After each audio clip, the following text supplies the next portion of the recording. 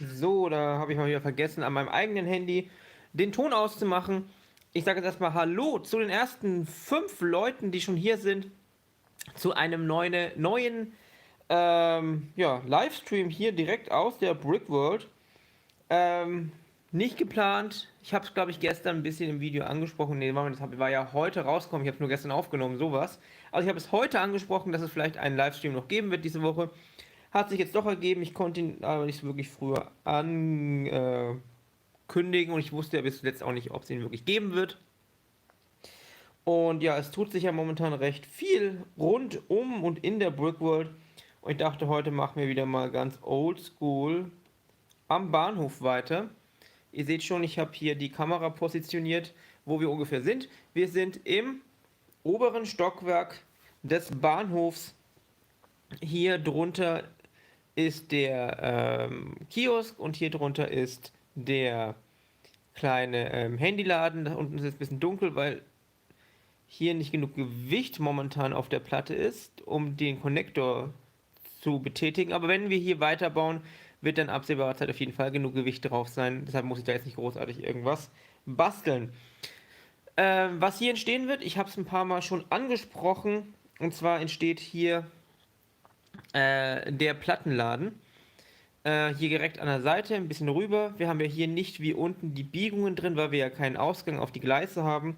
Das heißt, wir können hier drüben, ich bin mir noch nicht ganz sicher, wohin. Das ist auf jeden Fall die Grenze des Moduls, also das auf jeden Fall nicht. Ich nehme an, dass wir ungefähr hier in der Mitte die Wand ziehen, dann hier rüber, wie im Untergeschoss auf der gleichen Höhe. Und dann haben wir den Bereich für unseren Plattenladen. Habe ich ja schon länger geplant. Und ja, habe mir schon ein bisschen was überlegt, aber auch nicht so viel. Das heißt, die ganze Sache ist ein bisschen äußerst, wie soll ich sagen, ungeplant, sagen wir es mal so.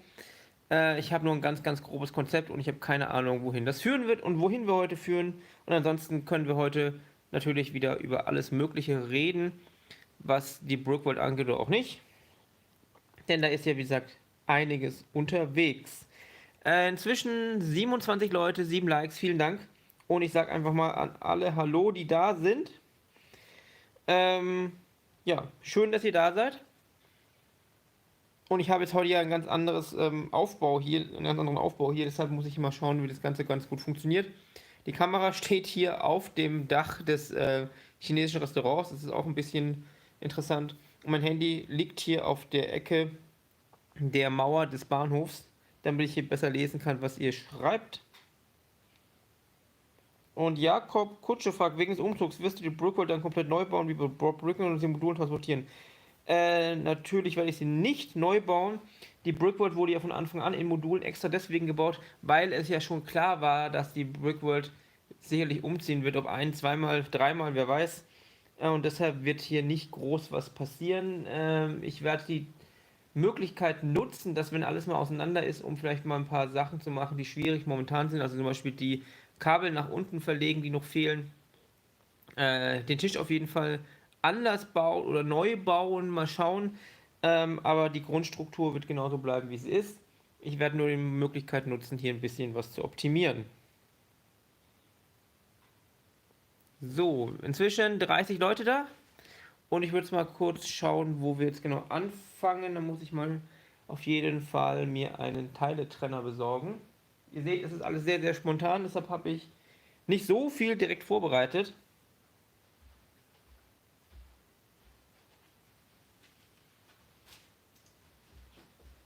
Und Teiletrenner sind ja nicht schwer zu finden. Die liegen ja überall rum. Stellen wir mal die Figuren hier rüber. Die Figuren, kennt ihr sicherlich, sind aus Video. Ist ja leider, naja, leider oder nicht leider, ziemlich gefloppt. Aber die Figuren gefallen mir auf jeden Fall. Und in der Hinsicht würde ich auch sagen, dass ich davon einige habe. Und die beiden werden vermutlich in den Schaufenstern des Plattenladens stehen, einfach um so ein bisschen als Werbefiguren dazustehen. Und es kommen weitere Leute hinzu. Momentan so viele, dass ich nicht unbedingt jedem einzeln Hallo sagen kann. Also erstmal alle, die da sind, seid gegrüßt. Und jetzt muss ich mal kurz hier überlegen, wie hier unten drunter Dann läuft die Mauer auf dieser Höhe, das heißt, wir werden sie auch hier die Mauer durchziehen. Dazu brauchen wir auf jeden Fall mal ein paar Rahmen und die Scheiben liegen auch hier direkt neben mir. Da habe ich ja noch ein paar übrig von der Direktbestellung bei Lego. Ist tatsächlich die günstigste Methode gewesen, um da ranzukommen. So. Und eine Tür mopsen wir uns einfach mal kurz von da drüben. Weil hier gar keine Türen eingebaut sind. Naja, das machen wir einfach mal. Ich weiß, dass ich noch irgendwo Türen rumliegen habe.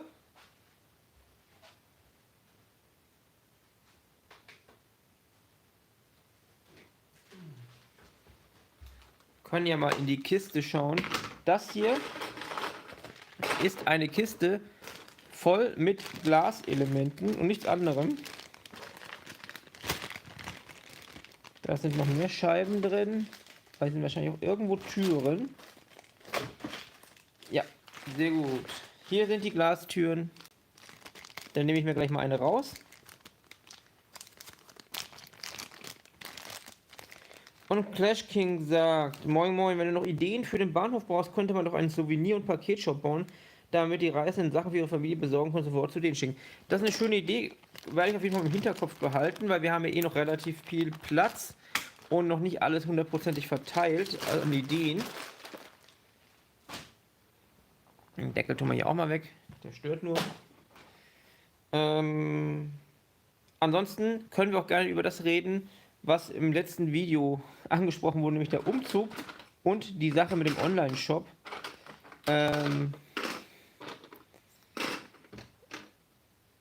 Ich habe mich mal ein bisschen umgesehen, was so das Thema Steine bedrucken angeht. Es gibt ja ein paar Leute im deutschen Raum, die das machen, die natürlich auch für Geld verlangen. Natürlich kein Problem. Auch Mengenrabatt geben. Aber ich habe mich auch mal darüber informiert, wie man das Ganze selber machen kann. Und ich bin zu dem Ergebnis gekommen, dass es tatsächlich am einfachsten ist mit einem UV-Drucker, die allerdings nicht unbedingt das günstigste sind. Allerdings habe ich einen Kontakt, ja, das klingt jetzt so komisch, in China hergestellt von einer Firma, die tatsächlich UV-Drucker baut und tatsächlich auch schon mehrere davon ausgeliefert hat an Leute zum Bedrucken von Legosteinen. Das heißt, die haben da ein bisschen Erfahrung und können einem da auch ein bisschen weiterhelfen. Und der Preis ist jetzt natürlich relativ hoch, aber nicht mal so hoch, wie ich es befürchtet hatte. Deshalb überlege ich tatsächlich, mir einen UV-Drucker zu besorgen. Brickmaster schreibt, kam noch nicht dazu, dein neues Video zu gucken. Wie ist das jetzt mit dem neuen Raum? Wird es auch so eine Art Museum aus...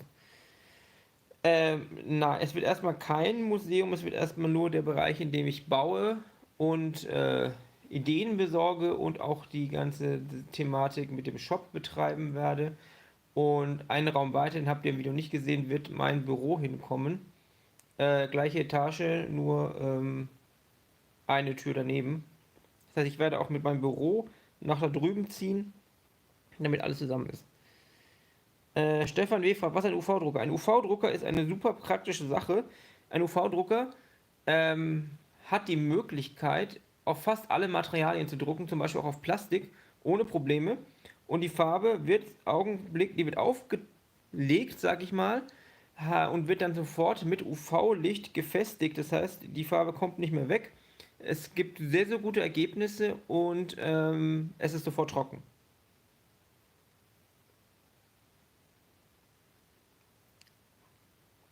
Lego-Fan fragt, wann bestellst du die neuen Six-Fig-Figuren? Ich habe die tatsächlich schon bestellt, aber ich weiß nicht, wann die Teile da sind. Und Stefan, wir fragen, in welchem Preis bewegen wir uns? Also für den Drucker, der tatsächlich angefertigt werden muss, plus den Versand hierher. Man muss ja aus China hierher kommen, also es ist ja ein Direktkauf aus China ohne irgendeinen Zwischenhändler. Plus eine größere Menge Farbe für den Start sind ungefähr ein bisschen unter 2000 Dollar, was beim aktuellen Kurs bei ungefähr 1,6, 1,7 an Euro liegen wird.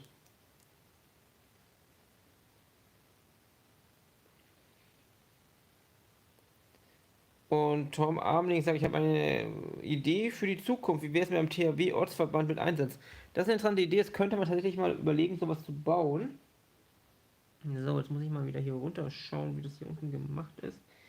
Damit wir hier auch mal anfangen, irgendwas zu bauen.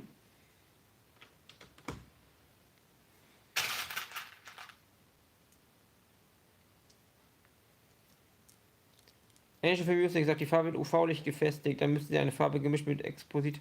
Das, so genau weiß ich ehrlich gesagt gar nicht. Ich weiß nur, dass sie lösemittelfrei sind und dazu tatsächlich natürlich deutlich gesünder und auch besser für die Umwelt.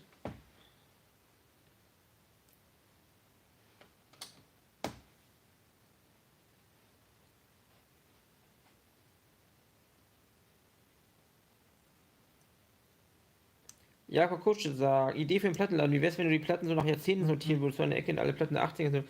Das ist eine schöne Idee. Ich muss aber mal schauen, wie wir das genau hinbekommen, weil wir arbeiten ja hauptsächlich mit den ganzen Fliesen aus den Videopaketen. Ich hatte ja das Glück, ganz viele von diesen Blind Packs für 1,11 € zu bekommen und habe daraus, das sind nicht mal alle, ganz viele von diesen Fliesen, die wir als Plattencover nutzen können, teilweise auch schon als andere Sachen genutzt haben. Da muss ich mal schauen, wie das genau ausrichten und so weiter.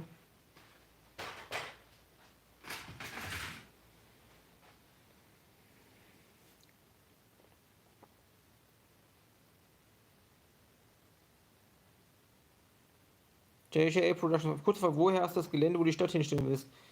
Was genau meinst du denn mit Gelände? Also, das ist tatsächlich das Grundstück, auf dem auch unser Wohnhaus steht. Da steht aber interessanterweise auch noch eine ehemalige Werkzeugfabrik. Das Ganze hier ist ein Mischgebiet auf dem Land und da gibt es so lustige Sachen und ja, das hat sich einfach so ergeben.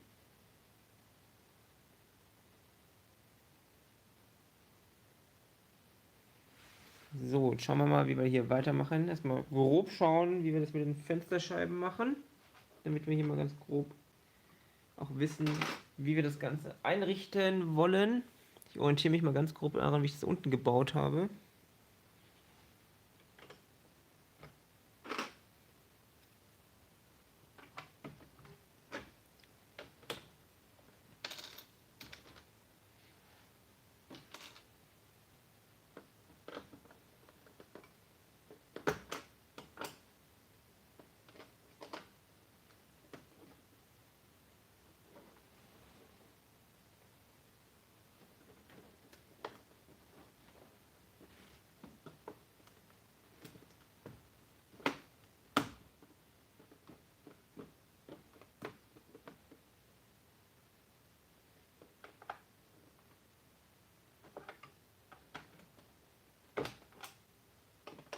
Ich hoffe jetzt einfach mal, dass mir das Ganze hier nicht um die Ohren fliegt.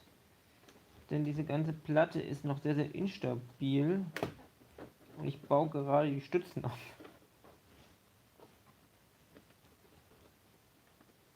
So. Bisher sieht es ganz gut aus.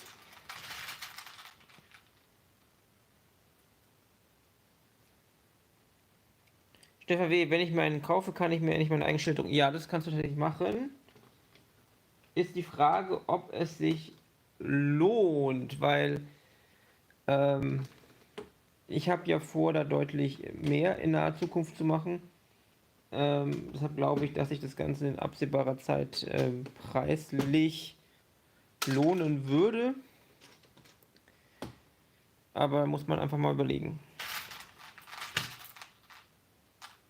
Lego Fan 112 sagt, wann kommt ein Face Reveal? Und Angel für mich sagt, gab es schon 6K Special. Ja, das stimmt, das ist langsam, glaube ich, so eine Running Gag Frage.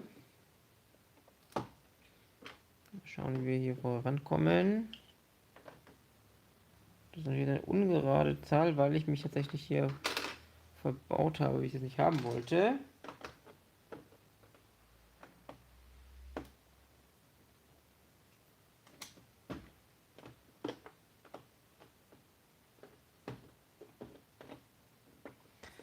Und Bricks im Kopf fragt, was hast du heute geplant? Das wird, hoffe ich zumindest, der Plattenladen, lange angekündigt. Heute versuche ich hier mal ein bisschen voranzukommen.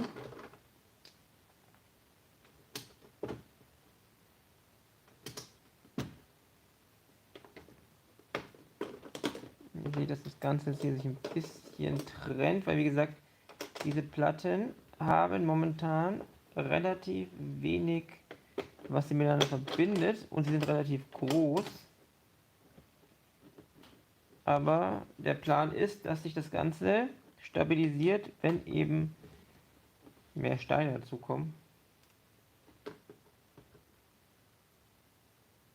Weil ich nicht weiß, was ich davon halten soll gerade. Denn dieser Übergang gefällt mir nicht so wirklich.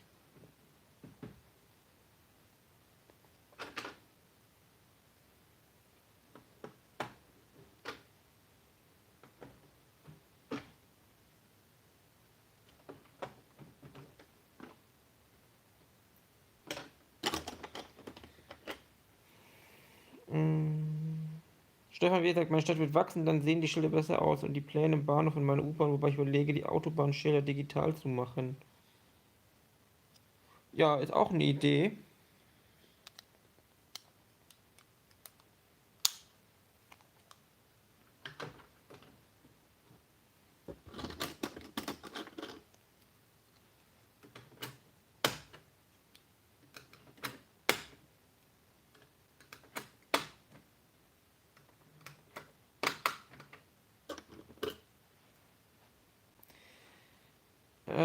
Und Crazy T oder T sagt, Idee für einen weiteren Laden Apotheke. Apotheke ist eine sehr gute Idee. Ich glaube, die wurde sogar ein paar Mal schon genannt.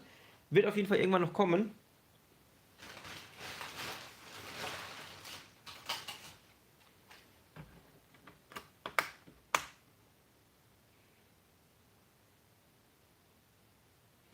Und JJA Production sagt, weißt du schon, wann du circa bei Brooks und Bob vorbeischaust? Nee, ich habe absolut keine Ahnung.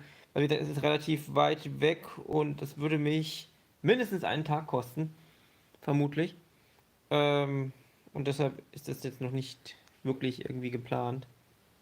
Jetzt muss ich mal schauen, wie habe ich jetzt denn da unten gemacht, weil ich möchte mich ein bisschen am gleichen Stil orientieren wie da unten bei den anderen Läden. Okay, dann haben wir das so gebaut, dann muss ich mal schauen, wo ich die Steine dafür habe.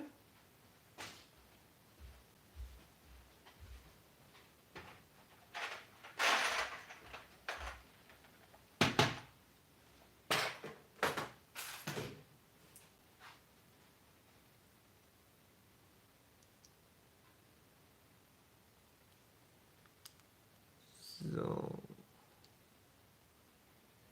Wir haben das ungefähr so gebaut hier unten.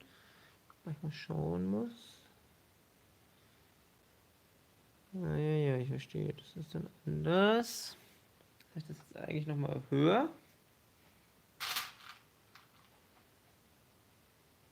Man merkt, dass ich ewig nicht mehr am Bahnhof gebaut habe.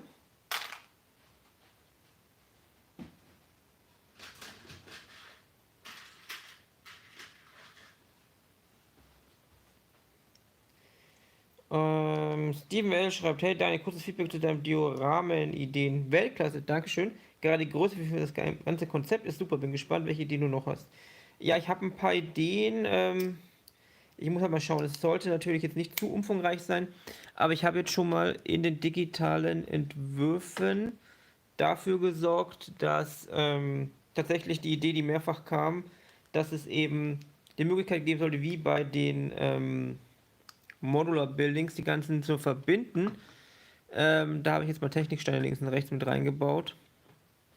Mal schauen, ob das eine gute Idee war. Ja, schauen wir einfach mal.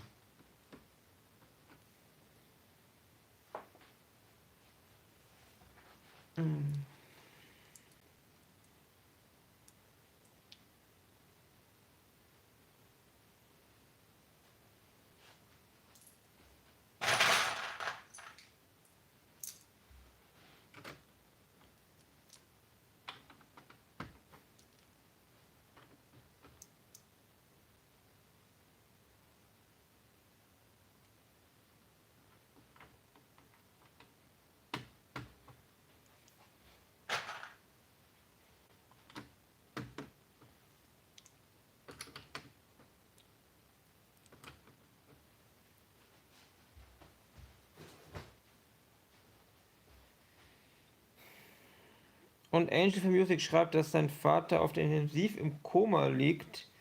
Ähm, Ist immer schwer, da irgendwas zu sagen. Also, tut mir leid, dass es so ist.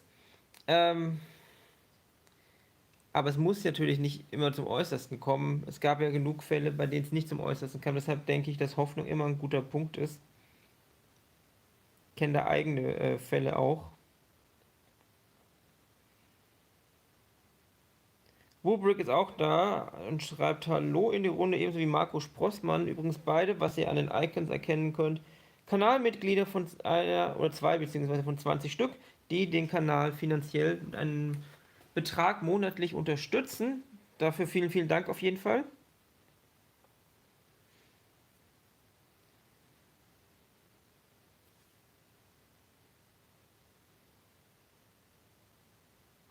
Und Lego von 1 an 2 findest du aktuell lohnen sich die Lego-Sets. Ähm, Wie man es nimmt. Ich benutze ja kaum richtige Lego-Sets. Ich habe Fahrzeuge teilweise aus echten Sets. Manchmal kaufe ich ein Set für Figuren nur oder um es auszuschlachten. Also ich habe jetzt zuletzt den Bonsai-Baum gekauft für mit Doppelrabatt für 24 Euro, was wirklich guter Preis ist. Ich habe ja den Bonsai jetzt in die Stadt gebaut, ein bisschen modifiziert und noch endlos viele Steine übrig zum Ausschlachten. Also das war auf jeden Fall kein schlechter Kauf. Ähm, Ansonsten kaufe ich jetzt direkt Sets eher wenig, muss ich sagen. Ich habe jetzt noch dieses Bro Tour Set da hier mit seinen Kumpels besorgt, auch einfach, weil ich die Figuren mag und auch die ganzen Details, die da drin sind, das auch umbauen werde. Aber so richtig Sets kaufe ich eher ja gar nicht.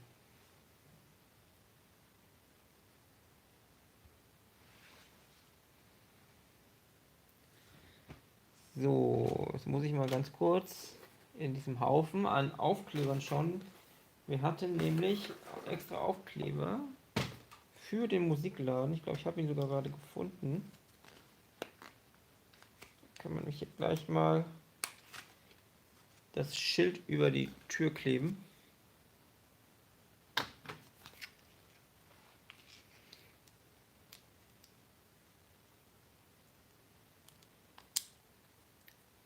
Und JJR Produce, nachdem du das technische Museum bauen wirst, was wünschst du als nächstes großes Space Set? Das ist natürlich eine sehr gute Frage. Ich habe unaufgebaut sowohl die Apollo 11 Mondlandefähre, die einen prominenten Platz bekommen wird, als auch das Modell der ISS. Die wird wahrscheinlich auch einen Platz dort finden. Aber ich habe es immer noch nicht aufgebaut, weil, wie gesagt, es lohnt sich momentan noch nicht. Ähm, Ansonsten fände ich tatsächlich irgendwas interessant, was sich mit SpaceX zum Beispiel befassen würde, weil das natürlich in den aktuellen Zeitgeist passen würde.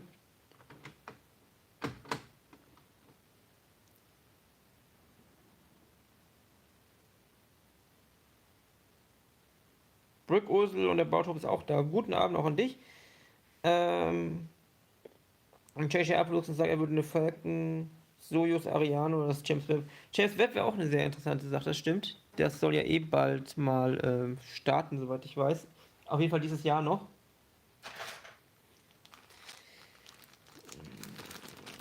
Und Steve L. schreibt, der Plattenladen wäre auch was für das die Demo-Rahmen. Ja, das stimmt, ist eine gute Idee.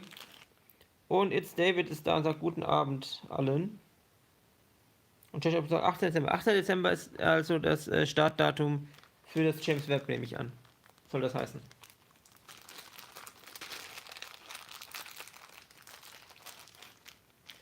Für alle, die es nicht wissen, das James Webb ist ein Weltraumteleskop und sozusagen der Nachfolger des Hubble-Teleskops, aber deutlich moderner und war ungefähr 30 Jahre in der Entwicklung und wird dann, wenn es in seiner Umlaufbahn ist, ähm, deutlich bessere Bilder schaffen als das Hubble.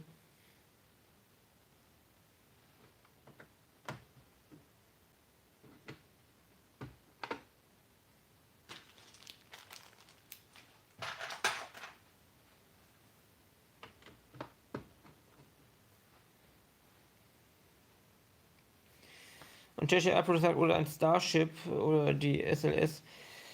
Die SLS von der NASA, ja. Ja. wäre natürlich, könnte man natürlich im gleichen Maßstab machen wie die Saturn 5. Ist ja kaum größer.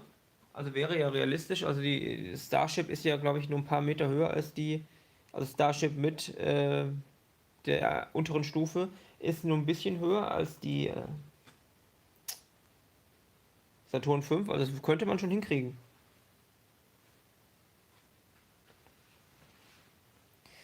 Und Mister Mars 04 schreibt, wenn du diese große Halle hast, dann möchte ich auch mal wissen, wie Jahren an dieser riesen... Ja, da schauen wir mal, wie sich das dann entwickelt. Und Markus Sprossmann sagt, ich bin auch schon sehr gespannt auf Dioramen, da findet man immer einen schönen Platz, wenn es schon nicht für eine eigene Stadt reicht. Ja, das ist natürlich auch eine Sache. So, ich muss mal wieder ein bisschen nach unten schauen, wie ich das da gebaut hatte. Schauen wir mal, welche Farbe wir da jetzt nehmen. Also da haben wir auf jeden Fall Tannentiles. Da muss ich mal schauen, wo ich die habe.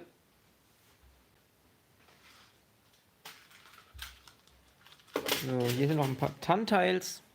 Die gehören dann sozusagen hier hin.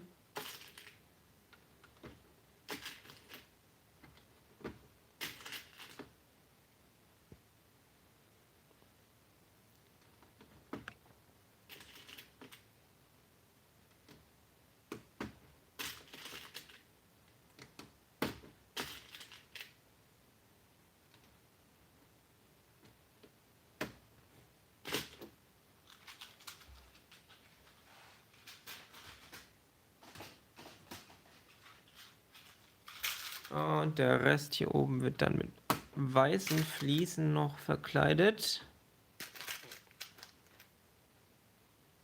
Und Lukas Schrader sagt, hi, wie geht's? Soweit eigentlich ganz gut. Hallo auch an dich natürlich. Und momentan 74 Leute im Chat, das freut mich. Und 35 Likes schon, also auch dafür vielen, vielen Dank.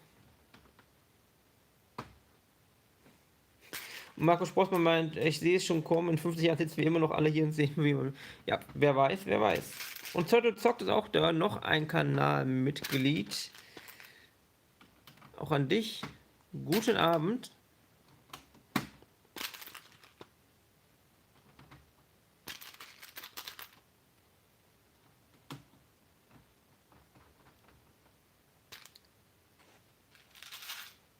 So, da ist schon eine grobe Front. Könnten wir aber eigentlich mal schauen, ob wir nicht gleich davor fließen, damit wir da ein bisschen mehr Stabilität reinbekommen. Und Axel Platt sagt 74 Leute, dann sagt man nicht blödes wie die Erde ist platt. Ja, dazu sage ich jetzt mal gar nichts.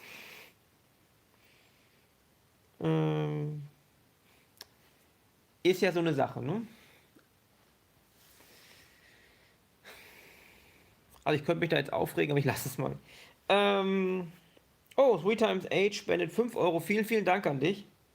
Das ist eine nette Sache, eine tolle Sache und hilft der Stadt, wie gesagt, auf jeden Fall weiter.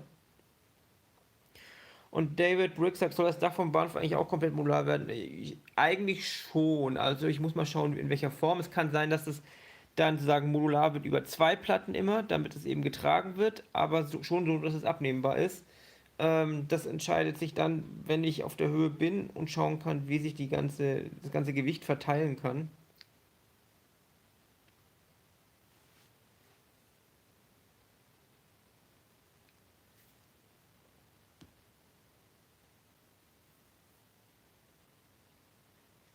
Und da Brick sagt, das wird aber nicht ganz leicht. Das Bauen oder das Gewicht? Und Markus Sportsmann fragt, ob ich mich schon entschieden habe, ob ich eine Büroebene einbaue. Ich weiß nicht, wie viele das wissen. Es gab das Thema, ob ich über den beiden Etagen hier im Bahnhof noch eine dritte Ebene einziehe, auf einer normalen Höhe, um eben dort die ganzen Büros etc. einzubauen, weil ich eh noch etwas mehr Höhe brauche, um zum Beispiel die große Halle vorne, ich drehe jetzt die Kamera nicht, da wo der Rundbogen ist, auf die richtige Höhe zu kommen fürs Dach. Und ich muss sagen, ich habe noch nicht groß drüber nachgedacht, ob ich es machen möchte. Aber ich muss es auch jetzt noch nicht entscheiden, also das ist okay. Und Züchter als sagt, auch ohne Mitgliedschaft kann man unterstützen. Natürlich, man kann immer gerne unterstützen, man muss nicht unterstützen. Es freut mich einfach, egal auf welche Art und Weise, ob jetzt eben durch Mitgliedschaft oder einfach durch Liken und Kommentare schreiben oder eben durch Spenden oder dann vielleicht irgendwann über den Shop. Also ich bin für jeden Weg dankbar. Und Mr. Marci04 fragt, hast du schon einen Plan, wie die Altstadt aussieht? Ich habe einen groben Plan im Kopf, so wie ich für alles einen groben Plan im Kopf habe. Ich habe eigentlich keine einzige Notiz. Ähm, Ich muss den nur konkretisieren, bevor ich das wirklich mal richtig anfangen kann. Aber ich möchte jetzt auf jeden Fall erstmal vorne die Stadtmauer außenrum fertig bekommen und dann den unteren Teil der Altstadt auf dieser Platte bauen, weil ich da noch ein bisschen schauen muss, wie ich mit den Abständen hinkomme und der obere Teil dann leichter zu bauen ist. So, wo war ich denn eigentlich stehen geblieben gerade? Ah ja, ich wollte den Bereich hier vorne mal fließen, damit es hier mal ein bisschen ordentlicher wird. Ähm, ja. Wie viel Fliesen braucht man denn da? Eins, 2, das ist natürlich wieder unpraktische, ungerade Zahl. Dann schauen wir mal, wie das hier unten gelöst ist. Das heißt, wir fangen hier unten. Ich möchte jetzt nur, dass die beiden Fliesen Muster deckungsgleich sind. Und ich hoffe, dass ich das auch da hinten richtig gemacht habe. Das werde ich jetzt gleich mal kurz abzählen. So muss ich mir erstmal Fliesen besorgen. Weiße Fliesen. Das werde ich mal hier hinten mal grob entlang bauen, um zu schauen. Das seht ihr, glaube ich, auf der Kamera noch nicht. Ich lege jetzt einfach hier die Fliesen nur an, damit ich sehen kann, ob ich damals, als ich den mittleren Teil gebaut habe, mich nicht vertan habe. Weil wenn ich jetzt von dieser Seite als auch von der Seite mit dem Fliesenmuster anfange und in der Mitte merke, das passt nicht zusammen, dann habe ich ein Riesenproblem.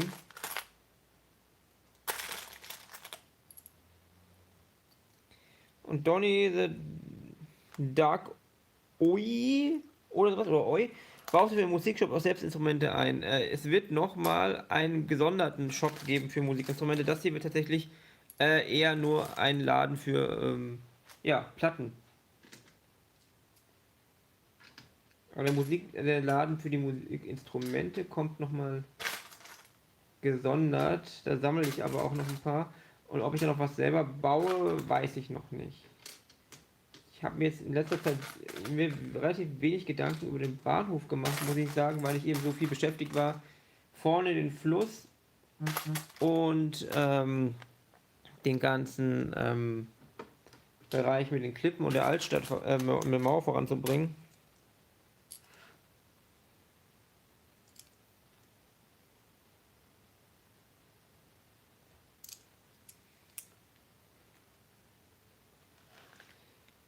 So, ich habe aber das Gefühl, und langsam seht ihr, was ich hier mache. Wie gesagt, ich drücke die jetzt noch nicht an.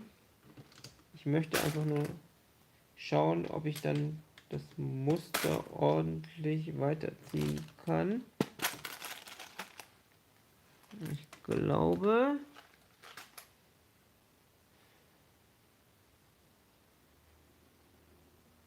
dass es irgendwie seltsam aussieht. Und ja, das passt doch, weil ich ja hier oben weiter raus bin durch den Vorsprung. Und Christian Neuke sagt, moin Daniel, moin Community, also hallo auch an dich. Und Markus Postmann sagt, der Schluss ist auch echt super geworden. Vielen, vielen Dank. Naja, das wird auch interessant, weil wenn wir dann umziehen, werde ich vermutlich auch den Fluss verbreitern können irgendwann. Das wird dann auch eine interessante Geschichte. Und vielleicht, je nachdem, ich muss halt mal schauen, wie ich das Ganze stelle, werden wir vielleicht auch irgendwann das andere Ufer sehen.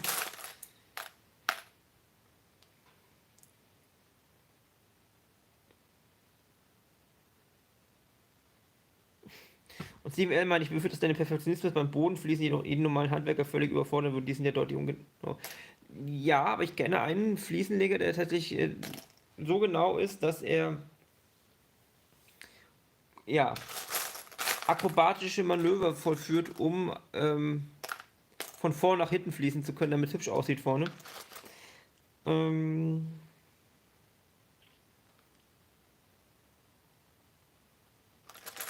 Und Brooks Kopf sagt, finde cool, dass du so offen über den Pläne redest, auch was im Shop angeht und so weiter, auch wenn es einige vielleicht abschreckt, denke ich mir, muss ich ja nicht kaufen. Ja, das denke ich mir auch, es ist ja wie gesagt, es geht ja nicht darum, dass man irgendwas kaufen muss, es geht darum, äh, dass ich, ja, sagen wir mal, einen Plan habe, was die Brickworld angeht und das Ganze drumherum.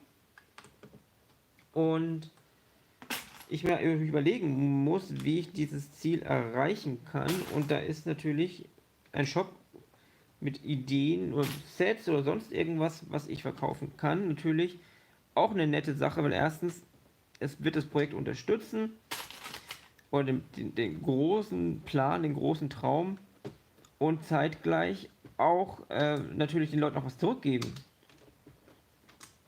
Weil ich werde natürlich dann, sollte ich mir diesen genannten Drucker kaufen, werde ich ja dann nicht nur Fliesen für mich produzieren, sondern auch die dort gerne anbieten.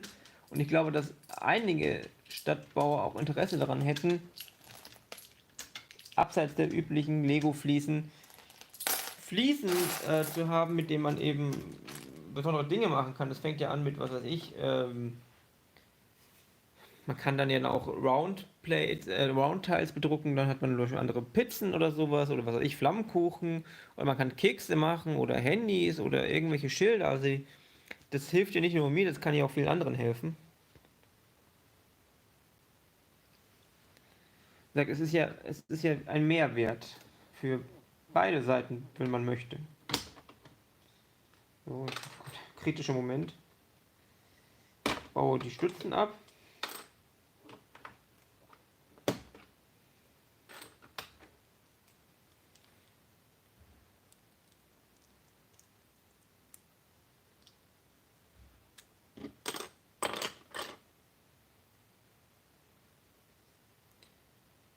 Und Mr. Marcy fragt, wenn du die Brickworlds am Fluss erweiterst, brauchst du die Brücke noch größer weiter. Also wenn natürlich der Fluss breiter werden sollte, bin ich natürlich auch gezwungen, die Brücke weiterzubauen. Und Brooks im Kopf fragt, warum bietest du nicht nur die Anleitung an? Was hatte ich dazu gebracht? Auch die Steine. Zum einen, weil eben da auch Steine dabei sein werden, die es so nicht gibt. Also in dem Entwurf haben wir das Brickworld-Schild vorne und auch das Notausgangsschild. Das sind schon mal zwei Steine, die es so gar nicht gibt.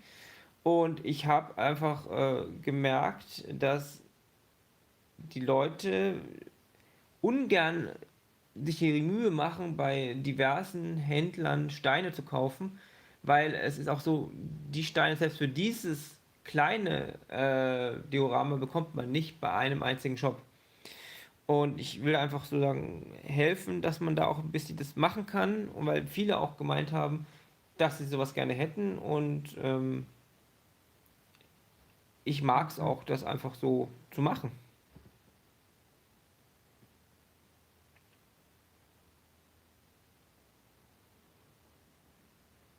Und Marco Sprossmann mal eine Unterwasserebene wäre auch cool beim Fluss. Und wenn er größer wird, kannst du die Ebene einfach umsetzen. Und Brooks sagt, Unterwasserebene hat er angekündigt. Richtig. Ist auf einer langen Liste von Dingen, aber ich weiß noch nicht, wann das kommen wird. Es wird auf jeden Fall noch ein bisschen dauern. Es sind ja noch viele andere Sachen zu tun. Und jetzt noch eine neue Baustelle da unten anzufangen, ist gerade nicht mein Primärding.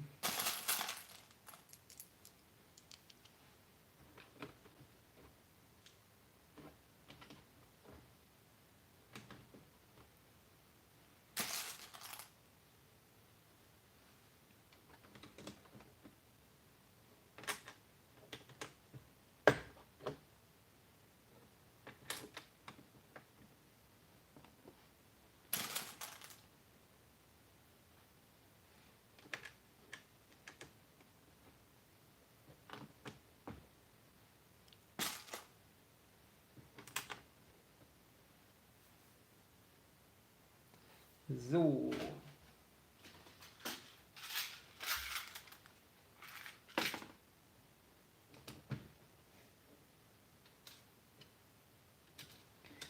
Und was die Sets angeht, wurde ich jetzt auch mehrmals auf angesprochen, ob es dazu auch eine etwas ansprechendere Verpackung geben wird. Und ich habe das erst immer verneint aufgrund der Kosten, aber ich habe mich jetzt mal ein bisschen informiert. Es wäre grundsätzlich möglich, so eine Art Faltverpackung für die Sets zu haben, die einfach so ein bisschen ein hübscheres Design haben, mit Brickworld-Logo und so weiter, und dort dann an einer ästhetisch ansprechenden Stelle einen Aufkleber anzubringen, auf dem dann eben steht, welches Set drin ist. Und tatsächlich, selbst in kleineren Stückgrößen, könnte ich das für, glaube ich, unter einem Euro kriegen. In deutlich größeren Stückzahlen irgendwann noch günstiger. Und deshalb überlege ich jetzt tatsächlich, ob man das machen sollte oder nicht.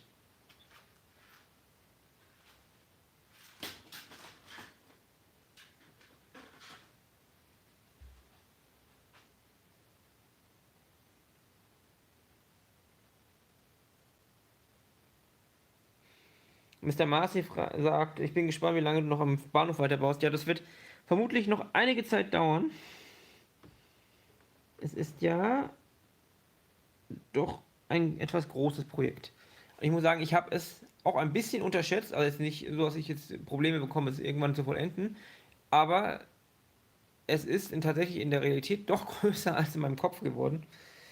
Ähm, Stefan W. fragt, was bedeutet der Fehler Datenbank in Java? Das sagt mir so ohne weiteren Kontext gar nichts. Und The Max Whale sagt, hast du schon Pläne, was in die Stadt soll bei einer Erweiterung? Ja, es gibt tatsächlich sogar ein Video dazu. Ist so ein bisschen länger her. Kannst du mal schauen. Das heißt, glaube ich, der 5-Jahresplan oder so. Und darin ist zu sehen, was so grundsätzlich geplant ist. Also die erste Erweiterung ist direkt hier hinten. 3 48er Baseplates nach hinten, um die ganze Gleisanlage, also die ganzen Gleise und Bahnsteige zu bauen.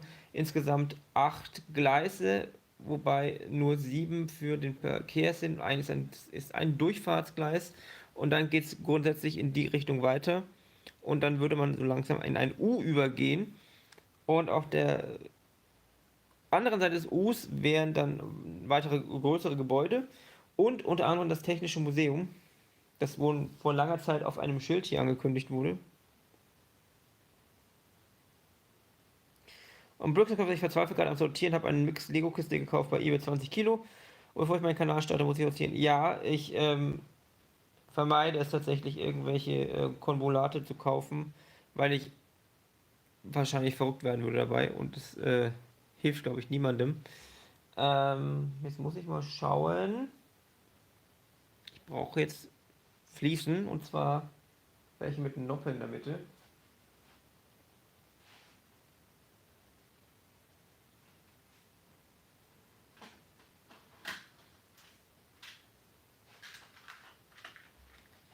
Setzen wir erstmal hier so eine vor die Tür, dann kann euch hier eine ganz elegant reingehen.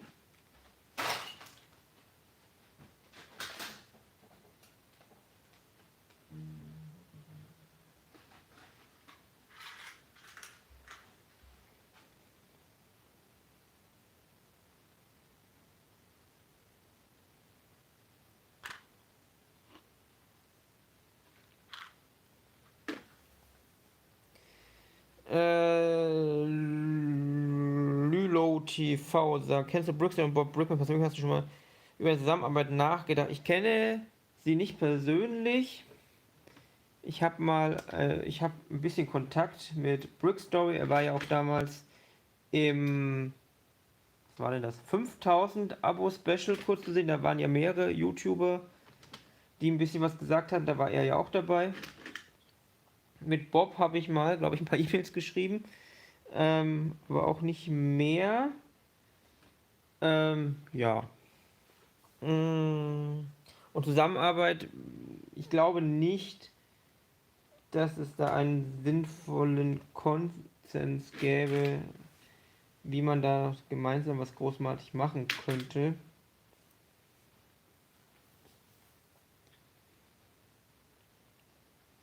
Und Maxwell meint, ich würde eine Eisenbahnbrücke über den Fluss wie die Münchner Brücke mega finden. Die sagt mir tatsächlich gerade gar nichts, aber grundsätzlich ist eine Eisenbahnbrücke auch eine Sache, die vielleicht irgendwann kommen wird. Genauso wie eine Autobahn. Aber wie gesagt, dafür haben wir dann drüben deutlich mehr Platz irgendwann. Stadtautobahn ist auch so eine Sache, die ich ganz nett finden würde.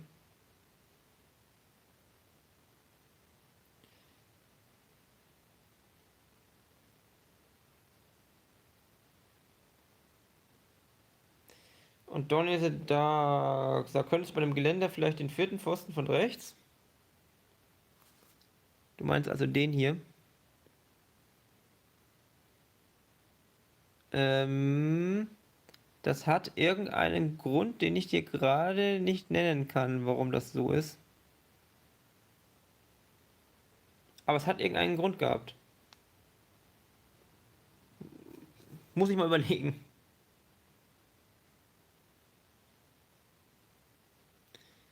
So, andere Fliesen brauche ich jetzt mal.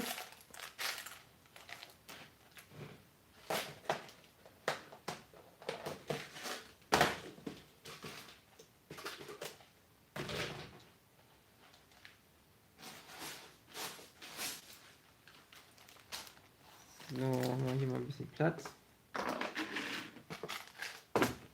Das sind ja gar nicht mehr so viele drin. Dann machen wir jetzt live nachfüllen.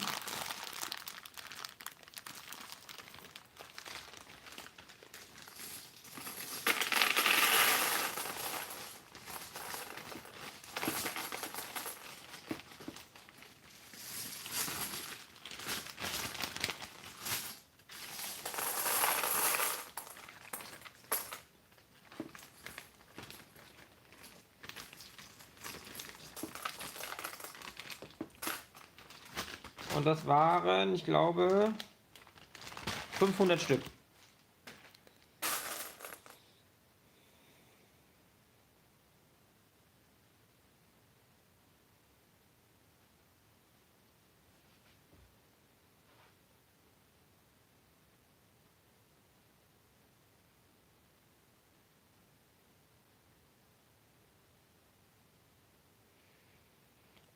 Steven L. meint, ich finde, Bob und die Brookworld haben völlig unterschiedliche Baukonzepte. Die Brookworld hat mehr Realismus und Bob eher einen Comic-Style. Ich würde auf jeden Fall unterschreiben, dass die Brickworld auf jeden Fall mehr Wert auf Realismus legt, allein schon was die Größenverhältnisse angeht, was ich glaube auch relativ das Alleinstellungsmerkmal ist. Ähm, Tatsächlich würden die beiden Projekte oder die beiden Baustile, glaube ich, nicht harmonieren können. Was jetzt nicht heißt, dass der eine oder andere Stil besser oder schlechter ist. Es sind einfach verschiedene Stile. Ähm, ja. Und Fischer haben es echt mal um die Decke stürzt ein. Du meinst beim Nachfüllen? Nein, die Decke stürzt nicht ein. Ich stehe hier ganz ordentlich auf den unteren Geschäften. Das ist relativ stabil, muss man sagen. Dadurch, dass wir ja hier nochmal eine komplette Wand drunter haben und es ja nur ungefähr 6 Noppen, glaube ich, übersteht und darunter nochmal diese Konstruktion ist, die das Ganze stabilisiert, ist es tatsächlich relativ stabil. Es wackelt jetzt ein bisschen, weil wir halt hier oben noch gar nichts gebaut haben. Aber das ändert sich dann auch noch. Und Kirill Method schreibt, du hast noch genau die halbe Hälfte der Ball aufzubauen, die bisher brach liegt. Was soll damit passieren?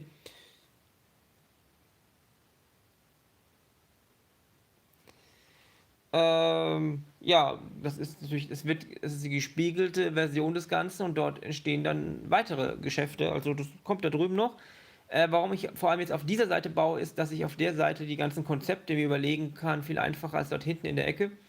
Und hier alles mal bauen kann und dann muss ich das Ganze nur rüberspiegeln, ohne da drüben jetzt mir groß was zu überlegen. Das erspart mir da hinten viel Zeit in den Ecken. Und er schreibt auch noch, ich finde es schade, wie man einerseits den wohl größten Lego-Bahn auf der Welt samt Gleisanlage baut oder tatsächlich auf Flüge fahren.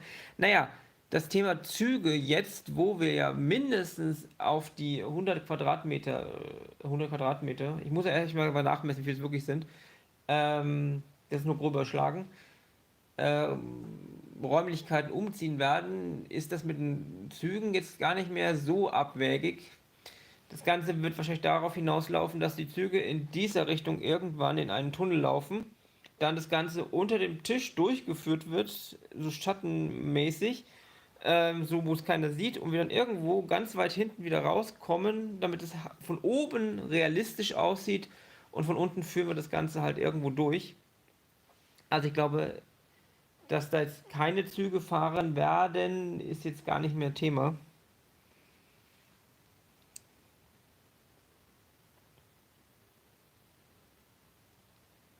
Andreas Badacher, warum brauchst du denn eigentlich nicht erst das Erdgeschoss fertig? Würde es dir leichter tun, nicht am ersten Stock anbrennen später? Ja, wie gesagt, ich will, wie gesagt, hier erstmal auf dieser Seite das ganze Konzept durchplanen, weil ich teilweise auch unten noch Sachen geändert habe, die sich durch den Bau oben ergeben haben. Und wenn ich dann jetzt das soweit durch habe, kann ich drüben alles, was ich sagen, gelernt habe, relativ schnell anwenden.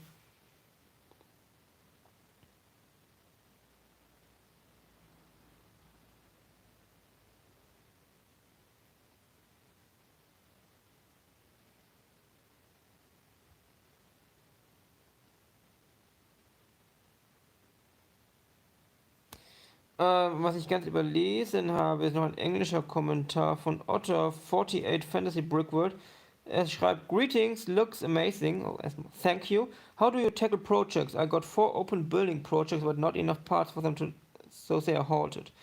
Maybe you should focus on one project. That might help.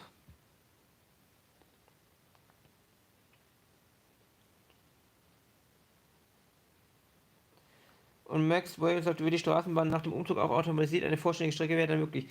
Nein, ist ja immer noch nicht möglich, weil wir ja hier vorne die Schnittkante haben, die ja bestehen bleiben wird für den Blick nach unten.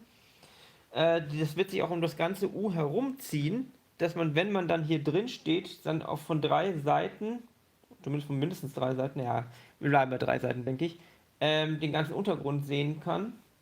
Und ich tatsächlich auch überlege, das komplett bis zum Boden runter zu bauen, damit eben dann auch man dann wirklich gar keinen Tisch mehr so runter sehen kann. Das wird auch eine interessante Geschichte. Ja.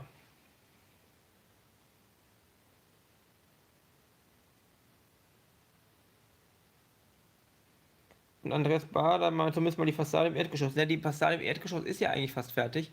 Da fehlt ja hinten nur noch so ein kleines L-Stück.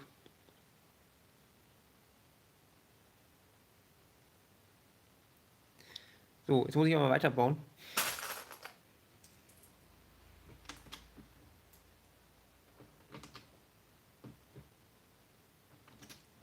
Also erstaunlich, wie viel Unterschied es schon macht, wenn man jetzt einfach hier so ein bisschen Wand reinzieht und ein bisschen den Boden davor fließt. Das macht echt einen riesen Unterschied. Und hilft auch, man merkt beim Bauen jetzt schon, dass das Ganze hier schon ein bisschen stabiler wird. Wir haben immer noch nicht genug Druck hier drauf wieder. Aber das wird noch.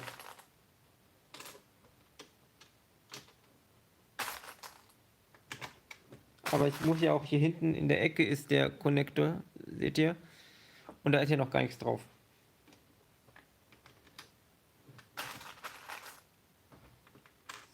So, jetzt haben wir erstmal die Fliesen. Dann tue ich die mal weg hier.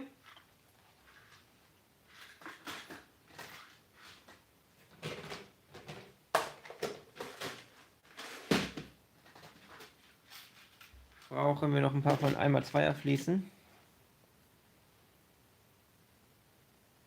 Lukas Dincher sagt Hi und sagt, feiert deine Videos sehr. Vielen Dank und willkommen hier auf dem Kanal. Übrigens momentan 82 Leute. 54 Likes, vielen Dank. Angel Music, hast du schon dein Intro für das nächste Update wie von diesem Stream aufgezeichnet? Ja, ich habe tatsächlich daran gedacht. Ich habe das Vorher-Video gedreht, bevor ich angefangen habe, den Stream zu machen.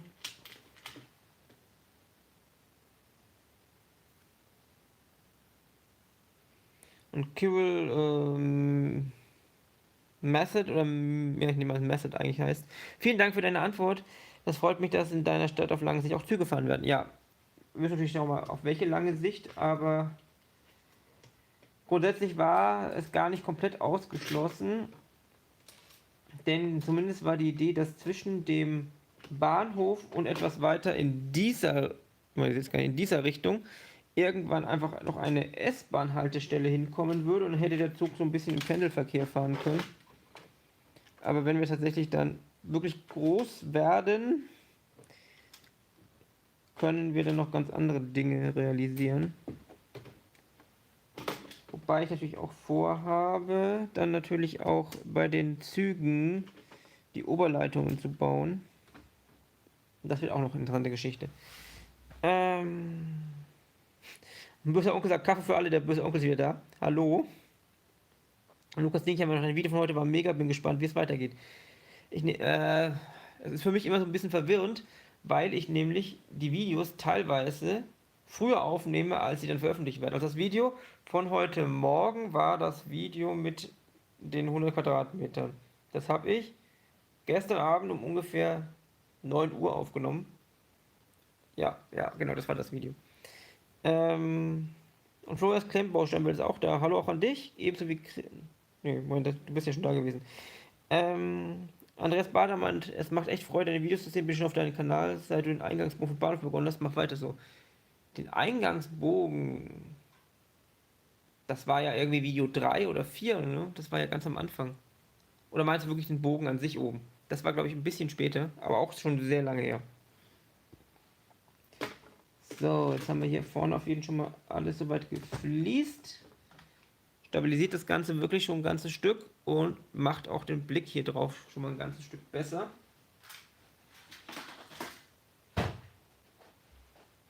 So, jetzt können wir uns mal langsam schauen, ob ich euch ein bisschen weiter nach vorne stellen kann, ohne dass ihr abstürzt.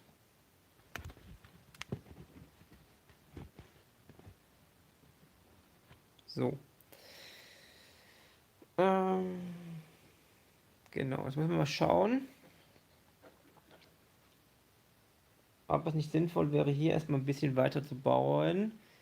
Ich habe das letzte Mal hier ja aufgehört gehabt, weil mir tatsächlich Steine ausgegangen sind, um das hier überhaupt weiterbauen zu können. Muss ich nur schauen, wo ich die habe.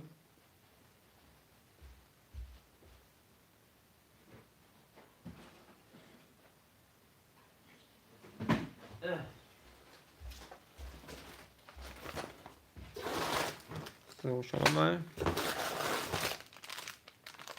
Ah, guck mal, noch mehr Rahmen, musste ich gar nicht mehr.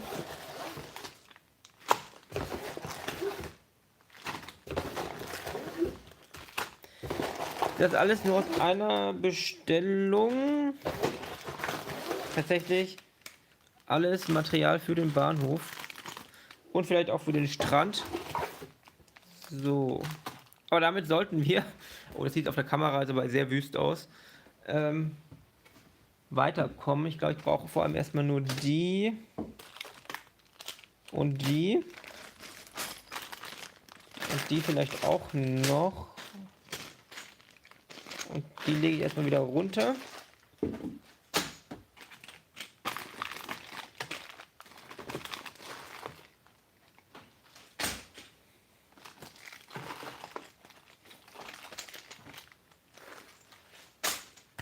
So, jetzt muss ich mal wieder orientieren, weil nämlich die Fensterfront oben anders gebaut ist als unten.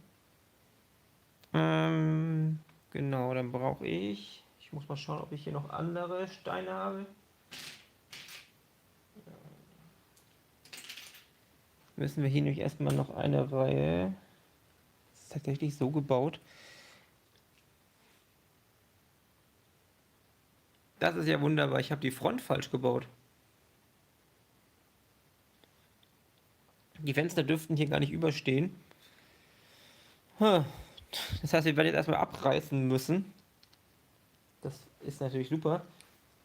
Aber nebenbei kann ich euch zeigen, dass heute direkt von Lego noch das hier gekommen ist. Das habe ich vor längerer Zeit bestellt. Das ist aus verschiedenen asiatischen Sets. Und damit werde ich vermutlich noch ein bisschen im chinesischen Restaurant, entweder innen oder außen, noch ein bisschen was verschönern.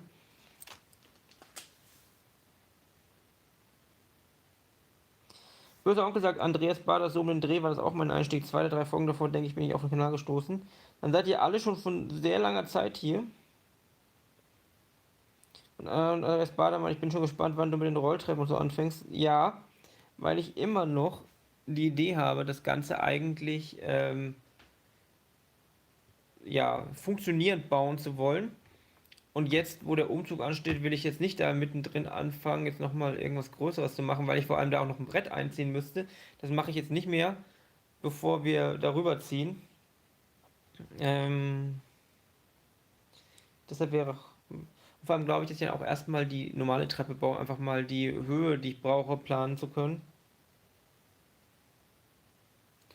Mr. Mars, jemand, warum produzierst du keine Videos im Voraus? Dann hast du ja keinen Stress, wenn es dir mal nicht so gut geht, keine Zeit hast. Tatsächlich habe ich das mal eine Zeit lang probiert, hat ab und zu ein paar Tage voraus funktioniert. Klappt aber dann einfach nicht mehr.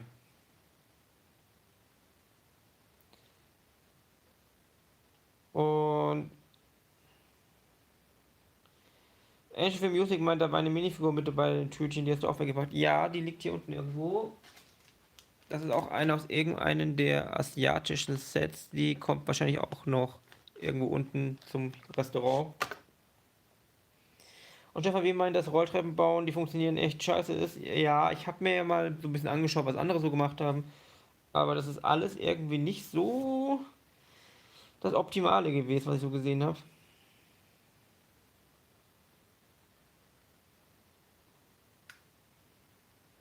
Und Kieran meinte mal in einem Video, als du deine Zukunft für das gesamte Museum jetzt vorgestellt hast, meinst du, es sei keine durchgängige Zugverbindung geplant. Das habe ich tatsächlich gesagt, das ist eigentlich nicht so sinnvoll gewesen, das zu sagen.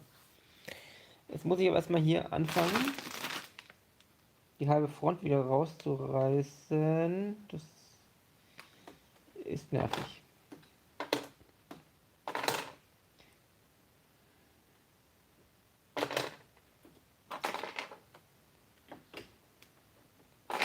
Das kommt davon, wenn man nicht aufpasst, was man baut. Ne, ich habe es einfach falsch gebaut, ja. Denn diese Jumper Plates für die Fenster dürfen nicht auf den Tannenplatten stehen, sondern die müssen damit eingebettet sein. Was jetzt aber kompliziert wird, weil die natürlich nicht an den Stellen, an denen ich jetzt rein müsste, Vertiefungen haben.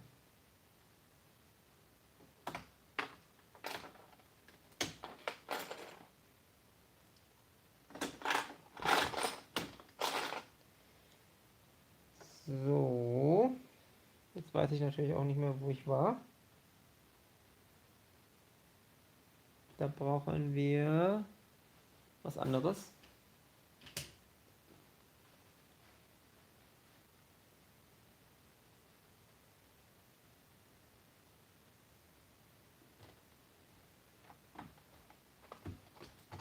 So, da brauchen wir dann auf jeden Fall eine 2x2er Plate.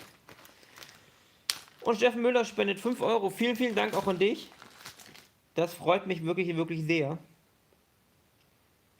Andreas Badermann, ich glaube, für deine neue Location wirst du das alleine nicht mehr packen. Hast du dir überlegt, dich mit Lego bauen zusammenzutun, das zu schaffen? Nein, eigentlich nicht, weil ich tatsächlich das Problem sehe, dass jeder so seinen eigenen Stil hat und es schwierig wird, da auf einen Nenner zu kommen. Das Einzige, was ich mir irgendwann vorstellen kann, ist tatsächlich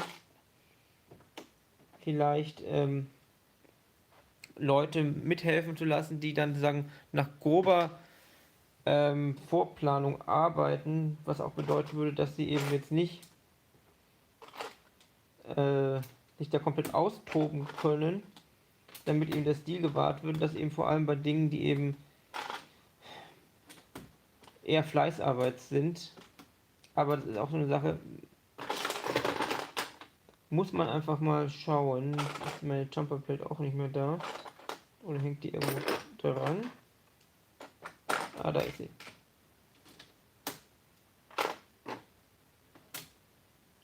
So, jetzt haben wir das ja schon mal.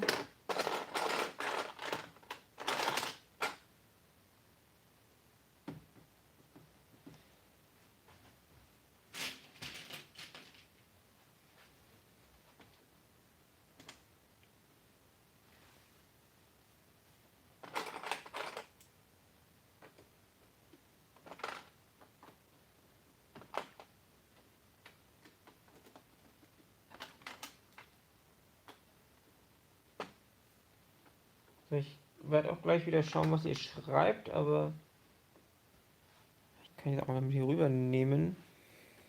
Jetzt habe ich hier keinen günstigen Platz, um es abzulegen, vielleicht unter der Kamera.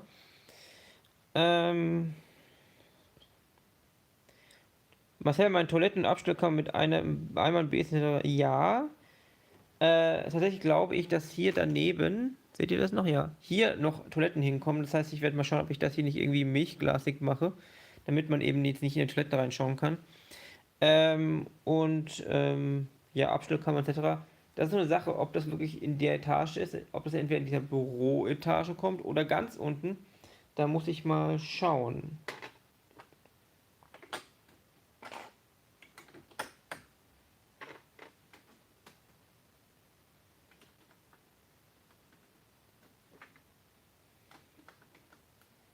Aber jetzt seht ihr auch sehr gut, wie es eigentlich aussehen müsste, denn jetzt hat das eine Höhe und hier stehen die Fenster eine Plate oben über. Mr. Mars, ich frage, wann kommt Pizzeria in den Bahnhof? Das ist eine sehr gute Frage. Eigentlich in absehbarer Zeit. Ähm, aber ich habe mir noch kein brauchbares Konzept überlegt, wobei ich sagen muss, dass ich die meisten Läden ohne Konzept hier drin gebaut habe. Ja, ich habe keinen dieser Läden vorher geplant bisher. Das nächste Restaurant so ein bisschen, aber eigentlich auch nicht. Aber das Highlight wird jetzt dieser Laden, weil der ist absolut nicht geplant. Ähm, Patrick Osbar fragt, weiß nicht, ob der Bahnhof eine dritte Etage bekommt. Das hatten wir gerade, na, das heißt gerade, ist wahrscheinlich vor 20 Minuten oder so. Ist noch nicht geklärt. Ist aber momentan auch noch nicht so wichtig, weil ich eben das momentan nichts daran ändert, wie es hier unten weitergeht. Jetzt sind wir auch noch hier vorne und das ist alles ein bisschen nervig hier.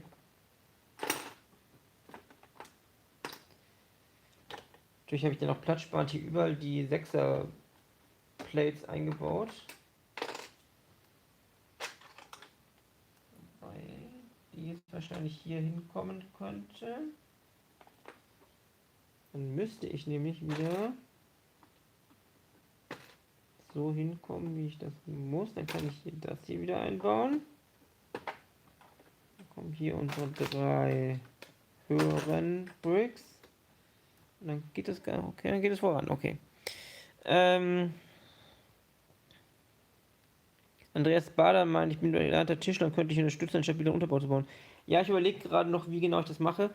Ein paar hatten die Idee, ich weiß nicht, ob du es vielleicht warst, dass man nicht Holz unbedingt, sondern Metallschienen oder irgendwas in der Art, oder muss ich mal überlegen, oder da ist auch die Frage, wie man das weiter befestigt. Aber ich glaube, dass tatsächlich das nicht unbedingt die dümmste Idee ist. Aber auf jeden Fall erstmal danke an dich. Vielleicht kann ich da ja mal ein paar Fragen an dich stellen. Und Kyrill, danke erneut, du leistest großartige und sehr kreative Arbeit, bereitest damit vielen sehr viel Freude. Das freut mich. Es bereitet mir auch Freude, dass es anderen gefällt und das ganze Feedback natürlich dann zurückkommt. So.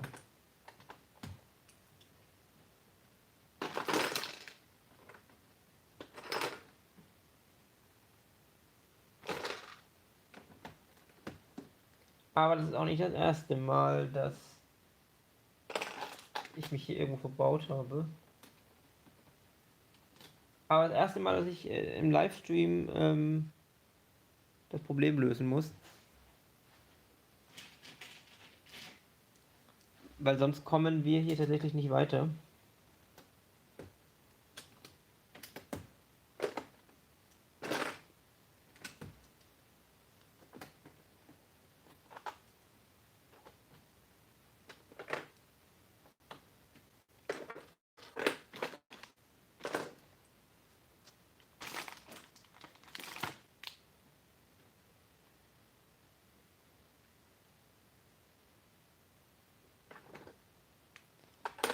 So, da sind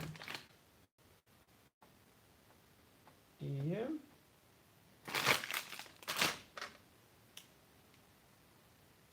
Und jetzt frage ich mich gerade, ob denn hier gar keine. Oder. Ich habe eine. Das habe ich anders gebaut gehabt, okay. Also ich habe mich nochmal verbaut. Läuft. Und ähnlich wie gesagt, Toilette der ersten Etage habe ich noch keinen Bahnhof. Im Nürnberger Bahnhof, haha, gibt es tatsächlich oben Toiletten, soweit ich mich erinnere. Da gibt es hier nicht die Unterteilung in mehrere Fensterelemente. Das liegt an der Tür, die darunter ist. Denn die Tür unten führt dazu, dass es optisch so sein muss, dass wir hier das so weiterbauen. Wobei ich jetzt ein bisschen verwirrt bin, wo denn meine vierte Scheibe hin. Also habe die. Ah, die haben wir auch weggelassen. Okay. Also ich sollte grundsätzlich öfters hier am Bahnhof bauen, dann würde ich auch mitbekommen, was ich hier mache. Und nicht dauernd rätseln, was ich gemacht habe.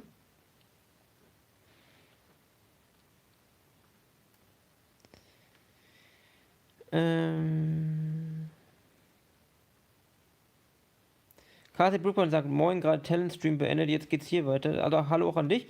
Ich wusste gar nicht, dass Talentstream heute überhaupt ist. Marco Sportsmann sagt, beim chinesischen Restaurant fehlt eigentlich nur noch die Küche. Ich guck mal kurz runter. Ja, da fehlt glaube ich eigentlich nur noch die Küche und vielleicht noch ein paar Details.